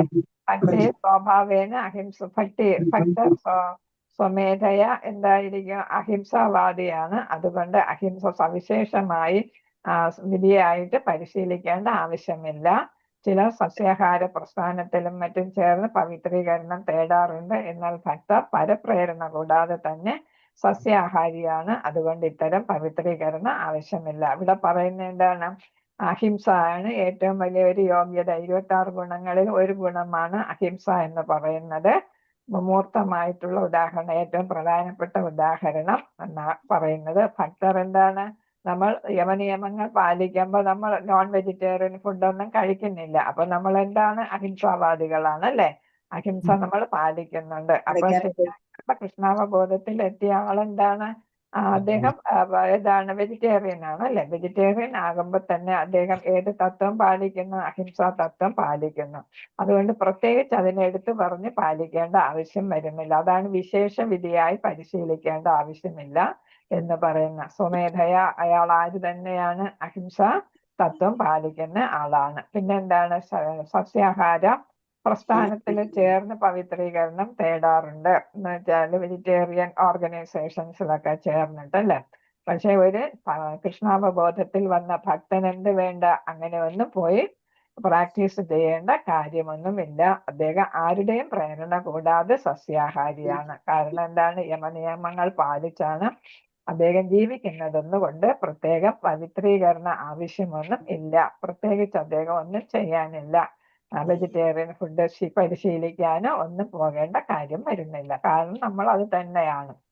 ഭക്തൻ കൃഷ്ണാവബോധത്തിൽ വിശേഷിച്ച് പരിശീലനം തേടേണ്ട എന്നതിന് ധാരാളം ഉദാഹരണങ്ങളുണ്ട്. ദേവന്മാരുടെ എല്ലാ സദ്ഗുണങ്ങളും അവനിൽ താനെ വികാസം പ്രാപിച്ചുകൊള്ളും. അപ്പൊ ഒരു സത്വഗുണത്തിലെത്തിയ ആള് കൃഷ്ണാവബോധത്തിലെത്തിയ ആളെന്ന് നമുക്ക് പറയാം. അദ്ദേഹത്തില് എന്ത് കാണും? എല്ലാ ബ്രാഹ്മണ ഗുണങ്ങളും ദേവന്മാരുടെ എന്ന് വെച്ചാൽ ഉന്നത അല്ലെ ഭക്തരുടെ ഉത്തമാധികാരിയുടെ ഗുണങ്ങളെല്ലാം അവനില് താനെ ഉണ്ടായിക്കൊള്ളും എന്നാണ്. പിന്നെ ഇവിടെ ബോധപൂർവം, അപ്പൊ നമ്മൾ സസ്യാഹാരം ഇതാണ് വളരെ ബുദ്ധിമുട്ടി ശീലിച്ചാൽ പ്രയോജനമുണ്ടോ എന്നാണ് ചോദിക്കുന്നത്. കാരണം എന്താ, നമ്മൾ സമൂഹത്തിൽ പല വെജിറ്റേറിയൻസിനെയും കാണും. അവരൊന്നും എന്തല്ല കൃഷ്ണാവബോധത്തിൽ വന്നവരായിരിക്കണമെന്നില്ല. അവര് സസ്യാഹാരി ആയിരിക്കും, പക്ഷെ അവരാരല്ല ഭഗവാന്റെ ഭക്തനായിരിക്കണമെന്നില്ല. അതുകൊണ്ട് സസ്യാഹാരം കഴിച്ചത് കൊണ്ട് അയാൾ ഭക്തനെന്ന് പറയാൻ പറ്റത്തില്ല. അപ്പൊ എന്താണ് സസ്യാഹാരം? കൃഷ്ണാവബോധമുള്ള ആള് ഒരു സസ്യാഹാരി ആയിരിക്കും, പക്ഷെ സസ്യാഹാരി ആരായിരിക്കണമെന്നില്ല? ഭഗവാൻ കൃഷ്ണന്റെ ഭക്തനായിരിക്കണമെന്നില്ല. മനസ്സിലായല്ലോ? ഭഗവാന്റെ ഭക്തൻ സസ്യാഹാരി ആയിരിക്കും, എന്നാൽ ഒരു സസ്യാഹാരി ആരായിരിക്കണമെന്നില്ല? ഭഗവാന്റെ ഭക്തനായിരിക്കണമെന്നില്ല. ആ കാര്യമാണ് ഇവിടെ പറയുന്നത്. ബോധപൂർവ്വം സസ്യാഹാരം ശീലിക്കുന്ന അവന് അഹിംസ പാലിക്കാൻ ശ്രമിക്കുന്നവന് ഭൗതിക അതിന്റെ തോത് വെച്ച് നോക്കുമ്പോൾ യോഗ്യത ഉണ്ടായിരിക്കാം, എന്നാൽ ഒരു ഭക്തനായി തീരാൻ ഈ യോഗ്യതകൾ അപര്യാപ്തമാണ്. അപ്പൊ അയാൾ എന്തായിരിക്കത്തില്ല? ഒരു ഭക്തനായിരിക്കത്തില്ല എന്നാണ്. കാരണം എന്താണ്? സസ്യാഹാരിയോ അഹിംസാവാദിയോ ഭക്തനായി കൊള്ളണമെന്നില്ല. അപ്പൊ അഹിംസാവാദി ആയിരിക്കാം, സസ്യാഹാരി ആയിരിക്കാം, പക്ഷെ ഭക്തനായിരിക്കില്ല. അതേസമയം ഒരു ഭക്തൻ ഒരേ സമയം തന്നെ സ്വയം സസ്യാഹാരിയും അഹിംസാവാദിയും ആയിരിക്കും. അതുകൊണ്ട് സസ്യാഹാരിത്വമോ അഹിംസയോ ഭക്തിക്ക് നിദാനമല്ലെന്നാണ് നമ്മുടെ നിഗമനം. ഭഗവാൻ പറയുന്നതാണ്. അപ്പൊ എന്താണ്? സസ്യാഹാരി ആയിരിക്കാം, അഹിംസാവാദി ആയിരിക്കാം, അയാൾ പക്ഷെ ആരായിരിക്കണമെന്നില്ല? ഭക്തനായിരിക്കണമെന്നില്ല. എന്നാൽ ഒരു ഭക്തൻ ഏതൊക്കെയായിരിക്കും? എന്താണ്? അഹിംസാവാദിയുമായിരിക്കും, സസ്യാഹാരിയും. പക്ഷെ അവര് വിളിച്ചു പോയി നടക്കത്തില്ല അല്ലെ? അവരതെല്ലാം ജീവിതത്തിന്റെ ഭാഗമാക്കി മാറ്റിയവരാണ്. അതുകൊണ്ട് അവരതിനെ കുറിച്ച് പ്രത്യേകിച്ച് ഒന്നും പറയേണ്ട ആവശ്യമില്ല എന്നാണ്. നാരദമുനിയുടെ ഉപദേശം കേട്ട ഒരു നായാട്ടുകാരൻ ഉത്തമ ഭക്തനായി മാറിയ കഥ സ്കന്ദപുരാണത്തിലുണ്ട്. ആരാണ്? മൃഗാരി. നമ്മൾ ഭാഗവതത്തിൽ കേൾക്കുന്ന മൃഗാരി. മൃഗങ്ങളെയെല്ലാം പകുതി കൊന്നിട്ട് അതിന്റെ ആ മരണ വെപ്രാളം കണ്ട് ആസ്വദിക്കുന്ന ആളാണ് മൃഗാരി. അപ്പൊ അതാണ് കൊല്ലുന്നതിനേക്കാൾ കൂടുതൽ പാപമായിട്ട് വരുന്നത് അല്ലെ? മൃഗത്തിനെ കൊന്നാല് അതിന് വേദന അറിയുന്നില്ല അല്ലെ? അതേസമയം പകുതി കൊല്ലുക എന്ന് പറയുമ്പോ അത് വേദന മുഴുവൻ അനുഭവിക്കുകയാണ് അല്ലെ? അപ്പൊ അതാണ് ഒരു മൃഗത്തെ കൊല്ലുന്നതിനേക്കാൾ കൂടുതൽ ഇതാണ് പാപമായിട്ട് വരുന്നത്. അങ്ങനെ ഒരു നായാട്ടുകാരൻ ഉണ്ടായിരുന്നു. അദ്ദേഹത്തിനെ വിളിക്കുന്നത് മൃഗങ്ങളുടെ അരി, ശത്രു മൃഗാരി എന്നാണ് അറിയപ്പെടുന്നത്. ആ മൃഗാരിയെ എന്ത് ചെയ്തു? നാരദമുനി ഉപദേശിച്ച് അദ്ദേഹം ശുദ്ധ ഭക്തനായിട്ട് മാറി. അവസാനം അദ്ദേഹം ഒരു ഉറുമ്പിനെ പോലും കൊല്ലാൻ തയ്യാറായില്ല എന്നാണ്. അപ്പൊ അത്രയ്ക്ക് ക്രൂരനായിരുന്നയാള് ശുദ്ധ ഭക്തനായിട്ട് മാറുന്നു എന്നാണ്. അപ്പൊ ഭക്തി സേവനം മൂലമുണ്ടായ ഈ മാറ്റം കണ്ട് നാരദമുനിയുടെ സുഹൃത്തായ പർവ്വതമുനി ഒരിക്കൽ രണ്ടുപേരും കൂടെ ഇങ്ങനെ ലോകം സഞ്ചരിച്ചുകൊണ്ട് നടന്നപ്പോഴാണ് കണ്ടത്? ഈ ഒരിക്കൽ അതാണ് നായാട്ടുകാരനായി മൃഗങ്ങളെ പകുതി കൊന്ന് സന്തോഷിച്ചിരുന്ന ആള് ഉറുമ്പിനെ പോലും കൊല്ലാൻ സമ്മതമല്ലാതെ അതിന്റെ ഭാവത്തില് അത്ഭുതപ്പെടേണ്ടതില്ല എന്ന് വെച്ചാൽ അത്രയ്ക്ക് ശുദ്ധ ഭക്തനായിട്ട് മൃഗാരി മാറി വരും. ആരുടെ ഉപദേശം മൂലമാണ്? നാരദ മഹർഷിയുടെ ഉപദേശം മൂലം മൃഗാരി ശുദ്ധ ഭക്തനായിട്ട് മാറി ഉറുമ്പിനെ പോലും കൊല്ലില്ല എന്നുള്ള ഭക്തിഭാവം വളർത്തിയെടുക്കുന്ന വ്യക്തികളിൽ സദ്ഗുണങ്ങളെല്ലാം തനിയെ രൂപം കൊണ്ട് വരും. ഭക്തൻ ഒരിക്കലും പരദുഃഖത്തിന് ഇടം കൊടുക്കുകയില്ല. അപ്പൊ അഹിംസാവാദി എന്നുള്ളതിന് ഏറ്റവും ഒരു പ്രധാന ഉദാഹരണമാണ് ഈ മൃഗാരി ആരായിട്ട് മാറിയത്? ശുദ്ധ ഭക്തനായിട്ട് മാറിയത്. ഒരു ഭക്തൻ വാച മനസ്സ കർമ്മണ അല്ലെ? വാക്കുകൊണ്ടോ പ്രവൃത്തി കൊണ്ടോ മനസ്സുകൊണ്ടോ മറ്റുള്ളവരുടെ ദുഃഖത്തിന് ഒരു കാരണമാകത്തില്ല എന്നാണ്. ഇടം കൊടുക്കത്തില്ല, പരദുഃഖത്തിന് കാരണമാകത്തില്ല. ഭക്തിഭാവത്തില് നമ്മൾ എത്തിയാല് അതാണ് നമുക്കുള്ള ഒരു ഗുണം. മറ്റുള്ളവരുടെ ദുഃഖം കാണാനായിട്ട് നമ്മൾ സമ്മതിക്കത്തില്ല. നമ്മളായിട്ട് ഒരു ദുഃഖവും വരുത്തത്തുമില്ല. ശാരീരികമായ ശുദ്ധീകരണ പ്രവർത്തനം, തപോ അനുഷ്ഠാനങ്ങൾ, മനസ്സമാധാനം, പ്രജ്ഞയുടെ പവിത്രീകരണം തുടങ്ങിയവയെല്ലാം ഭക്തി സേവനത്തിൽ ഏർപ്പെട്ടിരുന്നവർക്ക് താനെ വെളിപ്പെടും രൂപഗോസ്വാമി ഉറപ്പിച്ച് പറയുന്നു. അപ്പൊ ഇതെല്ലാം നമ്മൾ പഠിച്ച 26 ഗുണങ്ങളിൽ വരുന്നതാണ്. ശാരീരികമായ ശുദ്ധീകരണം അല്ലെ, മനസ്സും പിന്നെ ബാഹ്യ ശരീരവും ആന്തരിക ശരീരവും ശുദ്ധീകരിക്കുന്നത് അല്ലെ, ശുദ്ധമായിട്ടിരിക്കണം. പിന്നെ ഏതാണ് തപോ അനുഷ്ഠാനങ്ങൾ എന്ന് വെച്ചാല് തപസ് അതിലൊക്കെ വരുന്നുണ്ട്. നമ്മള് ചാപ്റ്റേഴ്സില് ഗുണങ്ങൾ പറയുമ്പോൾ ഓരോ കാര്യങ്ങൾ, ദാനം, തപസ് അല്ലെ, ഭക്ഷണം എന്നൊക്കെ നമ്മൾ ഭഗവത്ഗീതയെ പഠിച്ചു അല്ലെ. അത് ഒരു സത്വഗുണത്തിലുള്ള ആള്, ഒരു പിന്നെ ഏതാണ് സത്വ രജ തമോ ഗുണം അല്ലെ, 3 ഗുണങ്ങളിലുള്ളവർക്ക് എങ്ങനെയായിരിക്കും അവരത് ചെയ്യുന്നത് എന്ന് നമ്മൾ ഭഗവത്ഗീതയിൽ പഠിച്ചതാണ്. അപ്പൊ തപോ അനുഷ്ഠാനങ്ങൾ, പിന്നെ ഏതാ മനസ്സമാധാനം, പ്രജ്ഞ എന്ന് വെച്ചാല് ഇൻസൈറ്റ്, ഉൾക്കാഴ്ച എന്നാണ്. ഉൾക്കാഴ്ച, പ്രജ്ഞ, അതിന്റെ പവിത്രീകരണം, ഇവയെല്ലാം ഭക്തി സേവനത്തിൽ പെട്ടിരിക്കുന്നവർക്ക് തനിയെ ഉണ്ടായിക്കൊള്ളും. അപ്പൊ അതിന് പ്രത്യേകിച്ചൊന്നും നമ്മൾ പ്രാക്ടീസ് ചെയ്യേണ്ട. ആന്തരികമായിട്ടും ശാരീരികമായിട്ടും ഒക്കെ ഉള്ള പവിത്രീകരണങ്ങൾ എല്ലാം നടക്കും. തപോ അനുഷ്ഠാനങ്ങളും മനസ്സമാധാനം എല്ലാം ഒരു ശുദ്ധ ഭക്തന് തനിയെ ഉണ്ടായിക്കൊള്ളും എന്ന് രൂപഗോസ്വാമി പറയുകയാണ്, ഉറപ്പിച്ചു പറയുകയാണ്. 9 തരം ഭക്തി സേവനമുണ്ടെന്ന് രൂപഗോസ്വാമി പറയുന്നു. നമ്മൾ പ്രഹ്ലാദ മഹാരാജാവ് പറഞ്ഞാണ് അല്ലെ, അസുര സുഹൃത്തുക്കൾക്ക് പറഞ്ഞു കൊടുത്തതാണ് അല്ലെ. ശ്രവണം, കീർത്തനം, പിന്നെ ഏതാണ് സ്മരണം, പിന്നെ പാദസേവനം, അർച്ചനം, വന്ദനം, ദാസ്യം, സാഖ്യം, ആത്മനിവേദനം. അതാണ് ഇവിടെ കൊടുത്തിരിക്കുന്നത്. ശ്രവണം, ജപം, സ്മരണം, സേവനം, ആരാധനം, പ്രാർത്ഥന, ആജ്ഞാപാലനം. ഇതാണ് ദാസ്യഭാവത്തിലുള്ള സുഹൃത്ത് എന്ന നിലയിലുള്ള കൃഷ്ണ സേവനം. അദ്ദേഹത്തിന് വേണ്ടിയുള്ള സർവത്യാഗം, ഏതാണ് അവസാനത്തത് ആത്മനിവേദനം അല്ലെ, ബലി മഹാരാജാവ് ചെയ്തത്. ഇവ ഓരോന്നും ശക്തമാണ്, ഓരോന്നിനും അതിൻ്റെതായിട്ടുള്ള പ്രാധാന്യമുണ്ട്. ഏറ്റവും പ്രധാനപ്പെട്ടത് ശ്രവണം തന്നെയാണ് അല്ലെ, മനസ്സിനെ എല്ലാം ശുദ്ധീകരിക്കുന്നത്. എല്ലാ ശ്രവണം കൊണ്ടാണ് ഒരുപാട് മാറ്റങ്ങൾ നമ്മളിൽ ഉണ്ടാകുന്നത്. അപ്പൊ ഓരോന്നിനും അതിൻ്റെതായിട്ടുള്ള പ്രാധാന്യമുണ്ട്. ഇവയിൽ ഏതെങ്കിലും ഒന്ന് ഒരിക്കലെങ്കിലും ചെയ്യുന്നവന് സമ്പൂർണത നേടാൻ ഒരു പ്രയാസവും ഉണ്ടാവില്ല. അപ്പം 9 സേവനവും ചെയ്യണമെന്നില്ല, ഒന്നെങ്കിലും ചെയ്താൽ മതി. ഇനി ഓരോരുത്തരും ഓരോ ഗുണത്തില്, ഓരോ ഭക്തി സേവനത്തില് മെച്ചപ്പെട്ട ഏറ്റവും പ്രധാനപ്പെട്ട ഉദാഹരണമാണ് ഇവിടെ നവയുഗ സേവനത്തില്. ഇതൊക്കെ നമ്മൾ പഠിച്ചതാണ്. ശ്രവണം ഏതെങ്കിലും ഒന്ന് സ്വീകരിച്ചിട്ട് സമ്പൂർണത കൈവരിച്ചതിന് മൂർത്തമായ ഉദാഹരണങ്ങളുണ്ട്. ഭാഗവത ശ്രവണത്തിലൂടെ മാത്രം ലക്ഷ്യം നേടിയ ആളാണ് പരീക്ഷിത്ത് അല്ലെ. 7 ദിവസം കൊണ്ട് ഭാഗവതം മുഴുവൻ കേട്ട് തക്ഷകൻ കടിച്ചത് പോലും അറിയാതെ അദ്ദേഹം എവിടം പ്രാപിച്ചു? ഭഗവത്ധാമം പ്രാപിച്ചു അല്ലെ. പിന്നെ ശിവദേവ ഗോസ്വാമി ഭാഗവതം പറഞ്ഞിട്ട് അല്ലെ, പാരായണത്തിലൂടെ അദ്ദേഹം ഭഗവത് പദത്തിൽ എത്തിച്ചേർന്ന് ഭഗവത് സ്മരണമാണ് പ്രഹ്ലാദന ലക്ഷ്യത്തിൽ എത്തിച്ചത്. ഭഗവാന്റെ പാദങ്ങൾ തഴുകി അദ്ദേഹത്തിന് സുഖം നൽകിക്കൊണ്ടാണ് ലക്ഷ്മി ദേവി ലക്ഷ്യത്തിലെത്തിയത്.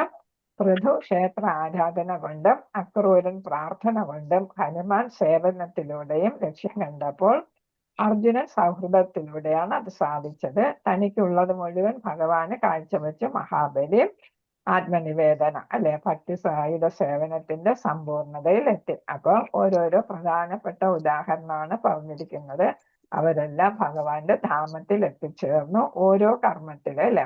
പിന്നെ എല്ലാം കൂടെ ചെയ്ത ആളിനെ കുറിച്ചാണ് അടുത്ത് പറയുന്നത്. ഈ പറഞ്ഞ 9 ഇനവും ഒരുമിച്ച് പ്രാവർത്തികമാക്കിയതിന് ഉദാഹരണമുണ്ട്. തന്നെ 9-ാം അധ്യായം സ്കന്ധത്തില് 4-ാമത്തെ അധ്യായത്തില് 18, 19, 20 ശ്ലോകങ്ങൾ ഏറ്റവും പ്രധാനപ്പെട്ടതാണ്. ശിവദേവ ഗോസ്വാമി പറയുന്നു, അംബരീഷ മഹാരാജാവ് കൃഷ്ണന് പാദകമലങ്ങളെ ഭഗവാന്റെ ലീലാവിലാസങ്ങളെ പ്രകീർത്തിച്ചു. കൈകൾ കൊണ്ട് ഭഗവാന്റെ ക്ഷേത്രം കഴുകി വൃത്തിയാക്കി, കാതുകളെ ഭഗവാന്റെ സർവ്വാതിശയായ മാഹാത്മ്യം കേൾക്കാൻ വിനിയോഗിച്ചു. ഭഗവാന്റെ മനോഹരമായ രൂപം കാണാൻ കണ്ണുകൾ, ഭഗവത് ഭക്തന്മാരുമായി ബന്ധം പുലർത്താൻ ശരീരം, ഒന്നിച്ച് ഉണ്ണുകയും ഉറങ്ങുകയും ഒക്കെ ചെയ്യുമ്പോൾ ഇരിക്കുകയൊക്കെ ചെയ്യുമ്പോൾ ഭക്തന്റെ ശരീരവുമായിട്ട് സമ്പർക്കത്തിൽ വരുന്നുള്ളൂ. പിന്നെ അംബരീഷൻ ശുദ്ധ ഭക്തന്മാരുമായിട്ട് സമ്പർക്കം പുലർത്തിയിരുന്നുള്ളൂ എന്നാണ്. കൃഷ്ണന് അർപ്പിച്ച നിവേദ്യം, കൃഷ്ണപ്രസാദം രുചിക്കാൻ നാവ്, ഇങ്ങനെ സകലവിധ ഭക്തിയുത സേവന രീതിയും അദ്ദേഹം തന്റെ ഇന്ദ്രിയങ്ങളെ കൊണ്ട് അല്ലെ, കർമ്മേന്ദ്രിയങ്ങളെയൊക്കെ കൊണ്ട് അദ്ദേഹം കർമ്മേന്ദ്രിയങ്ങളും ജ്ഞാനേന്ദ്രിയങ്ങളും കൊണ്ട് അദ്ദേഹത്തിന് മനസ്സുകൊണ്ട് അദ്ദേഹം അങ്ങനെ നടപ്പിലാക്കി. മഹാരാജാവായിരുന്നത് കൊണ്ട് പണത്തിന് ദാരിദ്ര്യമില്ല. അതിനാൽ കൃഷ്ണ സേവനത്തിന് ഏറ്റവും നല്ല ഭക്ഷണ സാധനങ്ങൾ പാകപ്പെടുത്തി അംബരീഷൻ നിത്യം നിവേദിച്ചിരുന്നു. ഭഗവാന് നിവേദിച്ചതിന്റെ ഉച്ഛിഷ്ടമാണ് കൃഷ്ണപ്രസാദം. അതാണ് അദ്ദേഹം കഴിച്ചിരുന്നത്. വേണ്ടത്ര സമ്പത്ത് ഉണ്ടായിരുന്നത് കൊണ്ട് അദ്ദേഹത്തിന് രാജകീയ സന്നാഹങ്ങളാണ് അദ്ദേഹം ഭഗവാന് വേണ്ടി എപ്പോഴും ഒരുക്കിയിരുന്നത്. അതുകൊണ്ട് പറയും, നമുക്ക് സമ്പത്തുണ്ടെങ്കിൽ അതിനനുസരിച്ച് നമ്മൾ ഭഗവാന് വേണ്ടിയിട്ട് സേവനം ചെയ്യാനായിട്ട് പണം ഉപയോഗിക്കണം എന്നൊക്കെ പറയുന്നത്. സമ്പത്തുണ്ടായിട്ട് ഒരു ഫലം അല്ലെങ്കിൽ ഒരു പത്രം, ഒരു ഇച്ചിരി ജലം അല്ലേ ഭഗവാൻ ചോദിച്ചുള്ളൂ എന്ന് പറഞ്ഞ് നമ്മൾ അങ്ങനെ വെക്കരുത് എന്നാണ്. നമ്മളെ സാമ്പത്തിക സ്ഥിതി അനുസരിച്ച് നമുക്ക് സേവനം നടത്താം. അതുകൊണ്ടാണ് ഇവിടെ ആരുടെ ഉദാഹരണം തന്നിരിക്കുന്നത്? അംബരീഷ രാജാവിന്റെ ഉദാഹരണം തന്നിരിക്കുന്നത്. എന്തൊക്കെ വേണമെന്ന് വെച്ചാല് അതെല്ലാം തയ്യാറാക്കിയിരുന്നു. അതുമല്ല അദ്ദേഹത്തിന്റെ എല്ലാ പ്രവർത്തനങ്ങളും കൃഷ്ണാവബോധത്തിലായിരുന്നു. അപ്പൊ ഇവിടെ സേവ ചെയ്യുന്നത് എങ്ങനെയായിരുന്നു? അദ്ദേഹം രാജ്യം ഭരിച്ചിരുന്നത് കൃഷ്ണാവബോധത്തിലായിരുന്നു എന്നാണ് പറയുന്നത്. മഹാരാജാവായിരുന്നല്ലോ ഏറ്റവും വലിയ ചക്രവർത്തിയായിരുന്നു. അപ്പൊ അദ്ദേഹം കൃഷ്ണാവബോധത്തിലായിരുന്നു. എല്ലാ പ്രവർത്തനങ്ങളും പ്രജകൾക്ക് വേണ്ടിയായിരുന്നു അദ്ദേഹം ഏകാദശി വ്രതം എടുത്തിരുന്നത് അല്ലെ. അപ്പൊ അത് അതിന്റെ കഥ അറിയാലോ, ദുർവാസ പറ്റിയ കഥകളൊക്കെ അറിയാം നമുക്ക്. മഹാഭക്തന്മാരുടെ കാലടികളെ പിന്തുടരണമെന്നാണ് പറഞ്ഞു വന്നതിന്റെ ആശയം. ഇതൊരു മഹാഭക്തനാണ്. അപ്പൊ അദ്ദേഹം ഒരു മാതൃകയാണ് നമുക്ക്. രാജാവായിരുന്നിട്ടും അദ്ദേഹം ആരാണ്? കൃഷ്ണാവബോധത്തിലാണ് പ്രവർത്തിച്ചിരുന്നത് എന്നാണ് ഇവിടെ പറഞ്ഞ. എല്ലാവിധവും ഉണ്ട്, അല്ലെങ്കിൽ ഒന്നെങ്കിലും പ്രാവർത്തിയമാക്കാൻ കഴിഞ്ഞില്ലെങ്കിൽ, 9 പ്രാവർത്തിയമാക്കാൻ കഴിഞ്ഞില്ലെങ്കിൽ ഒരെണ്ണമെങ്കിലും പ്രാവർത്തികമാക്കാം. അംബരീഷിനെ പോലെ എല്ലാം സാധിക്കുമെങ്കിൽ അവയിൽ ഓരോന്നിൽ നിന്നും ഭക്തിയുത സേവനത്തിന്റെ സമ്പൂർണത ലഭ്യമാകുമെന്ന് ഉറപ്പാണ്. അപ്പൊ എല്ലാം ചെയ്യാൻ പറ്റുന്നവരെല്ലാം ചെയ്യുക, അല്ലെങ്കിൽ ഒന്നെങ്കിലും ശരിയായിട്ട് ചെയ്യാൻ പറ്റുകയാണെങ്കിൽ അതെങ്കിലും ചെയ്യുക. ഹരേ കൃഷ്ണ കൃഷ്ണ കൃഷ്ണ ഹരേ ഹരേ, ഹരേ രാമ രാമ രാമ ഹരേ ഹരേ, ഹരേ കൃഷ്ണ ഹരേ ഹരേ രാമ ഹരേ രാമ രാമ രാമ ഹരേ ഹരേ, ഹരേ കൃഷ്ണ കൃഷ്ണ കൃഷ്ണ ഹരേ ഹരേ, ഹരേ രാമ ഹരേ രാമ രാമ രാമ ഹരേ ഹരേ. ഹരേ ഹരേ. ഹരേ കൃഷ്ണ. ഹരേ കൃഷ്ണ. നമ്മളിത് ഷെയർ ചെയ്തില്ല അല്ലേ? ഈ അധ്യായം ഷെയർ ചെയ്തില്ല. നമ്മള് ഒരു അധ്യായം കഴിഞ്ഞ് അടുത്ത അധ്യായത്തിലോട്ട് പോയപ്പോ ഷെയർ ചെയ്യാൻ വിട്ടുപോയി. ഹരേ കൃഷ്ണ. പക്ഷെ എല്ലാവർക്കും മനസ്സിലായല്ലോ അല്ലേ? മനസ്സിലായി. ചെയ്യാനായിട്ട് വിട്ടുപോയി. ഇപ്പൊ ആരും ഓർത്തുമില്ല. ഹരേ കൃഷ്ണ. അംബിക മാതാജി ഇല്ലേ? മാതാജി ഇല്ല എന്തോ. മറ്റുന്ന വായിക്കേണ്ട ഭാഗമൊന്നും ഇട്ടിട്ടില്ലല്ലോ. മാതാജിക്ക് അവിടെ എപ്പോഴും നെറ്റ് പ്രശ്നമുണ്ട്. അതുകൊണ്ട് ഞാനുണ്ട് പദ്ധതി. നമ്മള് ലൈവ് കൊടുത്തില്ല. ലൈവ് ഇട്ടിരിക്കുക. ഇത് ലൈവ് ലൈവ് പൊട്ടോണ്ടിരിക്കുകയാണ്. അല്ല ഞാനതല്ല ചോദിച്ചത്. മറ്റന്നാ വായിക്കും കാണാത്തതല്ലേ. മാതാജി, മറ്റന്നാ വായിക്കേണ്ട കാര്യം, വെളുപ്പിന് വായിക്കേണ്ട കാര്യം ഒന്നും ഇട്ടിട്ടില്ലല്ലോ.